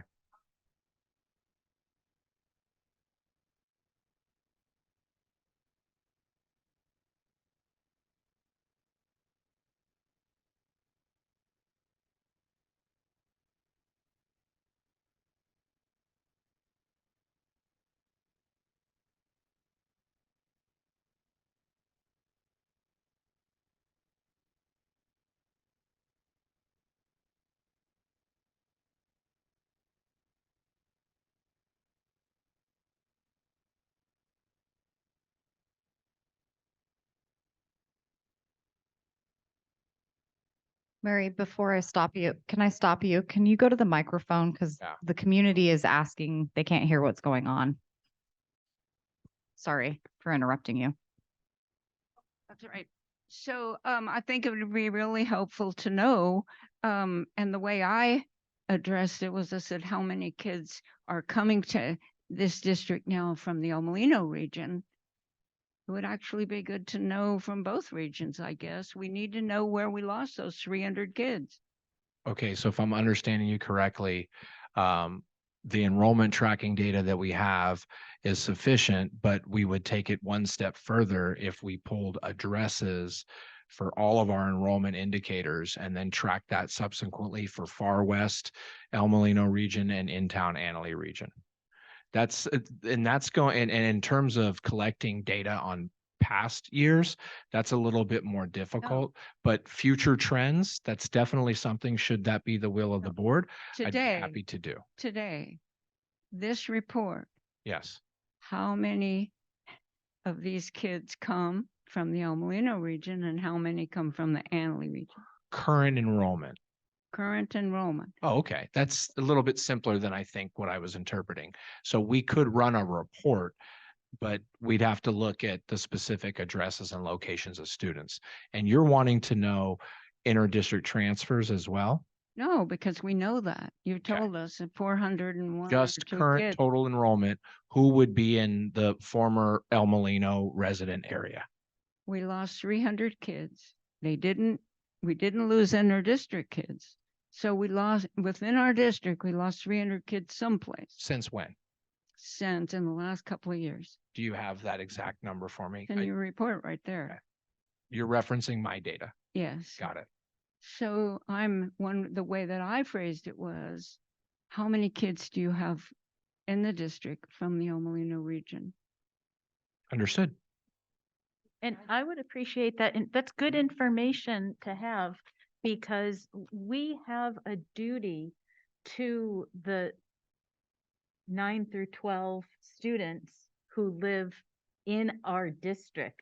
And it's great that we build a program that inter-district students want to come to, but in doing that and in making, the various things with access and people, living so far away from their high school and the busing issues, if we are losing students that we are obligated to serve, then increasing inter-district transfers doesn't feel as good because we want to make sure that the students that are meant to come here want to come here and are able to come here. So I think, thank you. That is very good information for us to evaluate year to year, not just right now, but again, when we do this kind of survey next year, I think that would be a really great data point to have going forward. I'd be happy to. Can I ask a data next question? time around. Yep. Can I ask, what does it serve?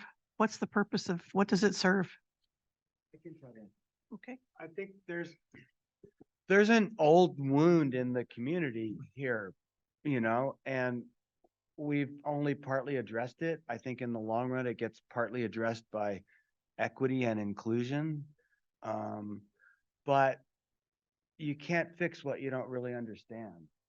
And I think it would be valuable to know, because if we're not serving the El Molino community, we can try to learn what we could do better so that those kids want to come here. So Or wouldn't it be interesting to find out that we lost the 300 kids from the Annalee region? Or yes, and what would that be I about? mean, it feels like we need to know. Well, and maybe it's evenly distributed, but it feels like COVID's a big something. piece of it. Yeah, we lost 300 kids. We need to find out. Thank you. Yeah. That makes sense. Okay. we I'll are- examine the data and do my best to disaggregate the location of the families. Yeah. Okay, There's a little confusion in your request, Mary. okay.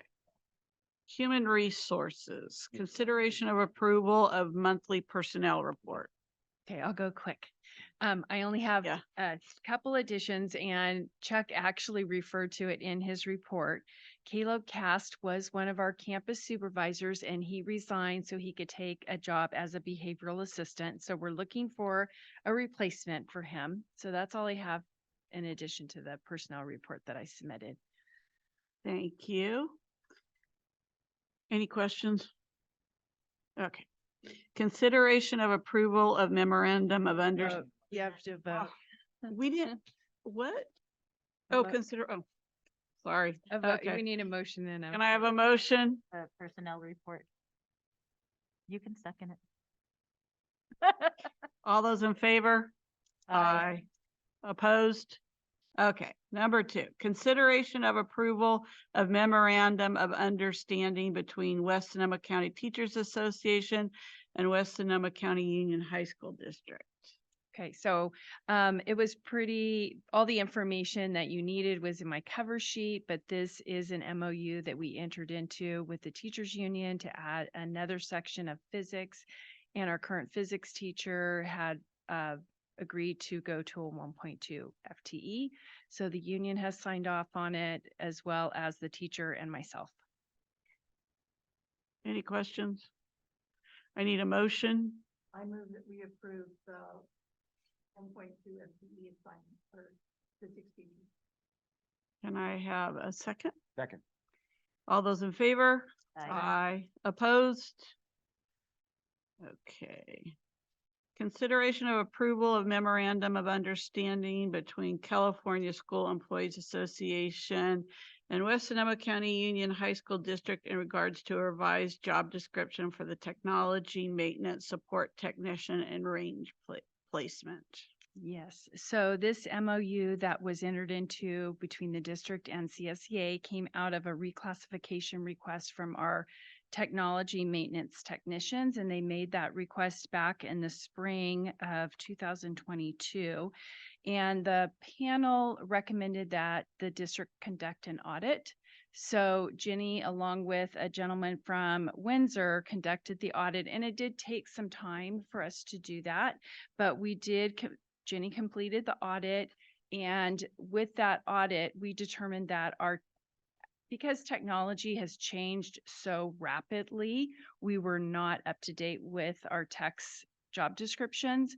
So the job description that was attached, you'll see that we made quite a few revisions to it. And the other pieces that we were recommending to move their range up to now I'm forgetting, 43, from 36 to 43. And since we just entered into this MOU with CSEA, we'd like for the range increase to go back to be retro to July 1st, 2023. CSEA membership did vote and pass the MOU and the revisions to the job description and the change in the range. Questions? I need a motion. So moved. Second? Second. Go ahead. Jen. All those in favor? Aye. Those opposed? That's great. Okay, this meeting Well, is, I think we have to address the issue that we removed an item at closed session. And for lack of time and the late hour, we do have an agenda item that we can return to closed, or return to closed session. But I'm guessing that we don't have the mental capacity to do that right now. no, we don't. So what I would like to propose, though, is that we plan a special meeting, because I am concerned that we're delayed on this getting started in the first place. And if we don't bring this back until November, I feel like we're halfway through the year. And I just feel like it's fairer to, just be able to sit down and work out this system, Are we on a time constraint for that item? No. No. No, but it's evaluate, it's on, but we haven't set, Isn't the. so I think we need to, so I think, well, we at least have to have a motion to move it. We can't just skip an item on the agenda without addressing it. So we have. Yes, I We're did. supposed to motion, yeah, you can't just pull something off the agenda after it's published. No, you can't. I didn't pull it. I postponed it. Right, so what I would like to do is discuss Ran out of when time. because, right, so. And we ran out of time. We were going to address what we could address with town. Right, Okay. and so I think what I would like to propose is that we schedule a special meeting to just go over that, because I think that if we wait until November, and who knows, it could get bumped then too, and we have important things to discuss. I don't think we should My just remove it. recommendation is that should we have something else that comes into closed session that becomes a priority, then we would extend closed session so that we can finish what we had planned to But my discuss point. today. We too could being that start by it early. November, it's also, I mean, we're halfway through, that's not fair to you. For us. I'd like some input. Does from the any- I rest of the mean, trustees. I like the Wh- idea of if we have to, we extend closed session to make it an hour and a half closed session, either start early or we start our meeting later. I do too. We certainly cannot go to, physically I can't. No, I that's think why I thought if we just did this as a one-off item and do a special closed session meeting, we could come back next week or the week We after, don't find all a have time. that kind of time. Some of us work and stuff, but we could meet, we could start half an hour earlier. But I can't come back for another meeting. Yeah. It's just for the one topic. I'm sorry. We're not gonna have goals. I mean, it's, Let's start off with just starting early next time if need be, and if we can't complete it, then we can deal with it at that particular time. I'll just, say that Okay, since we it's are kind of happened. adjourned. Thank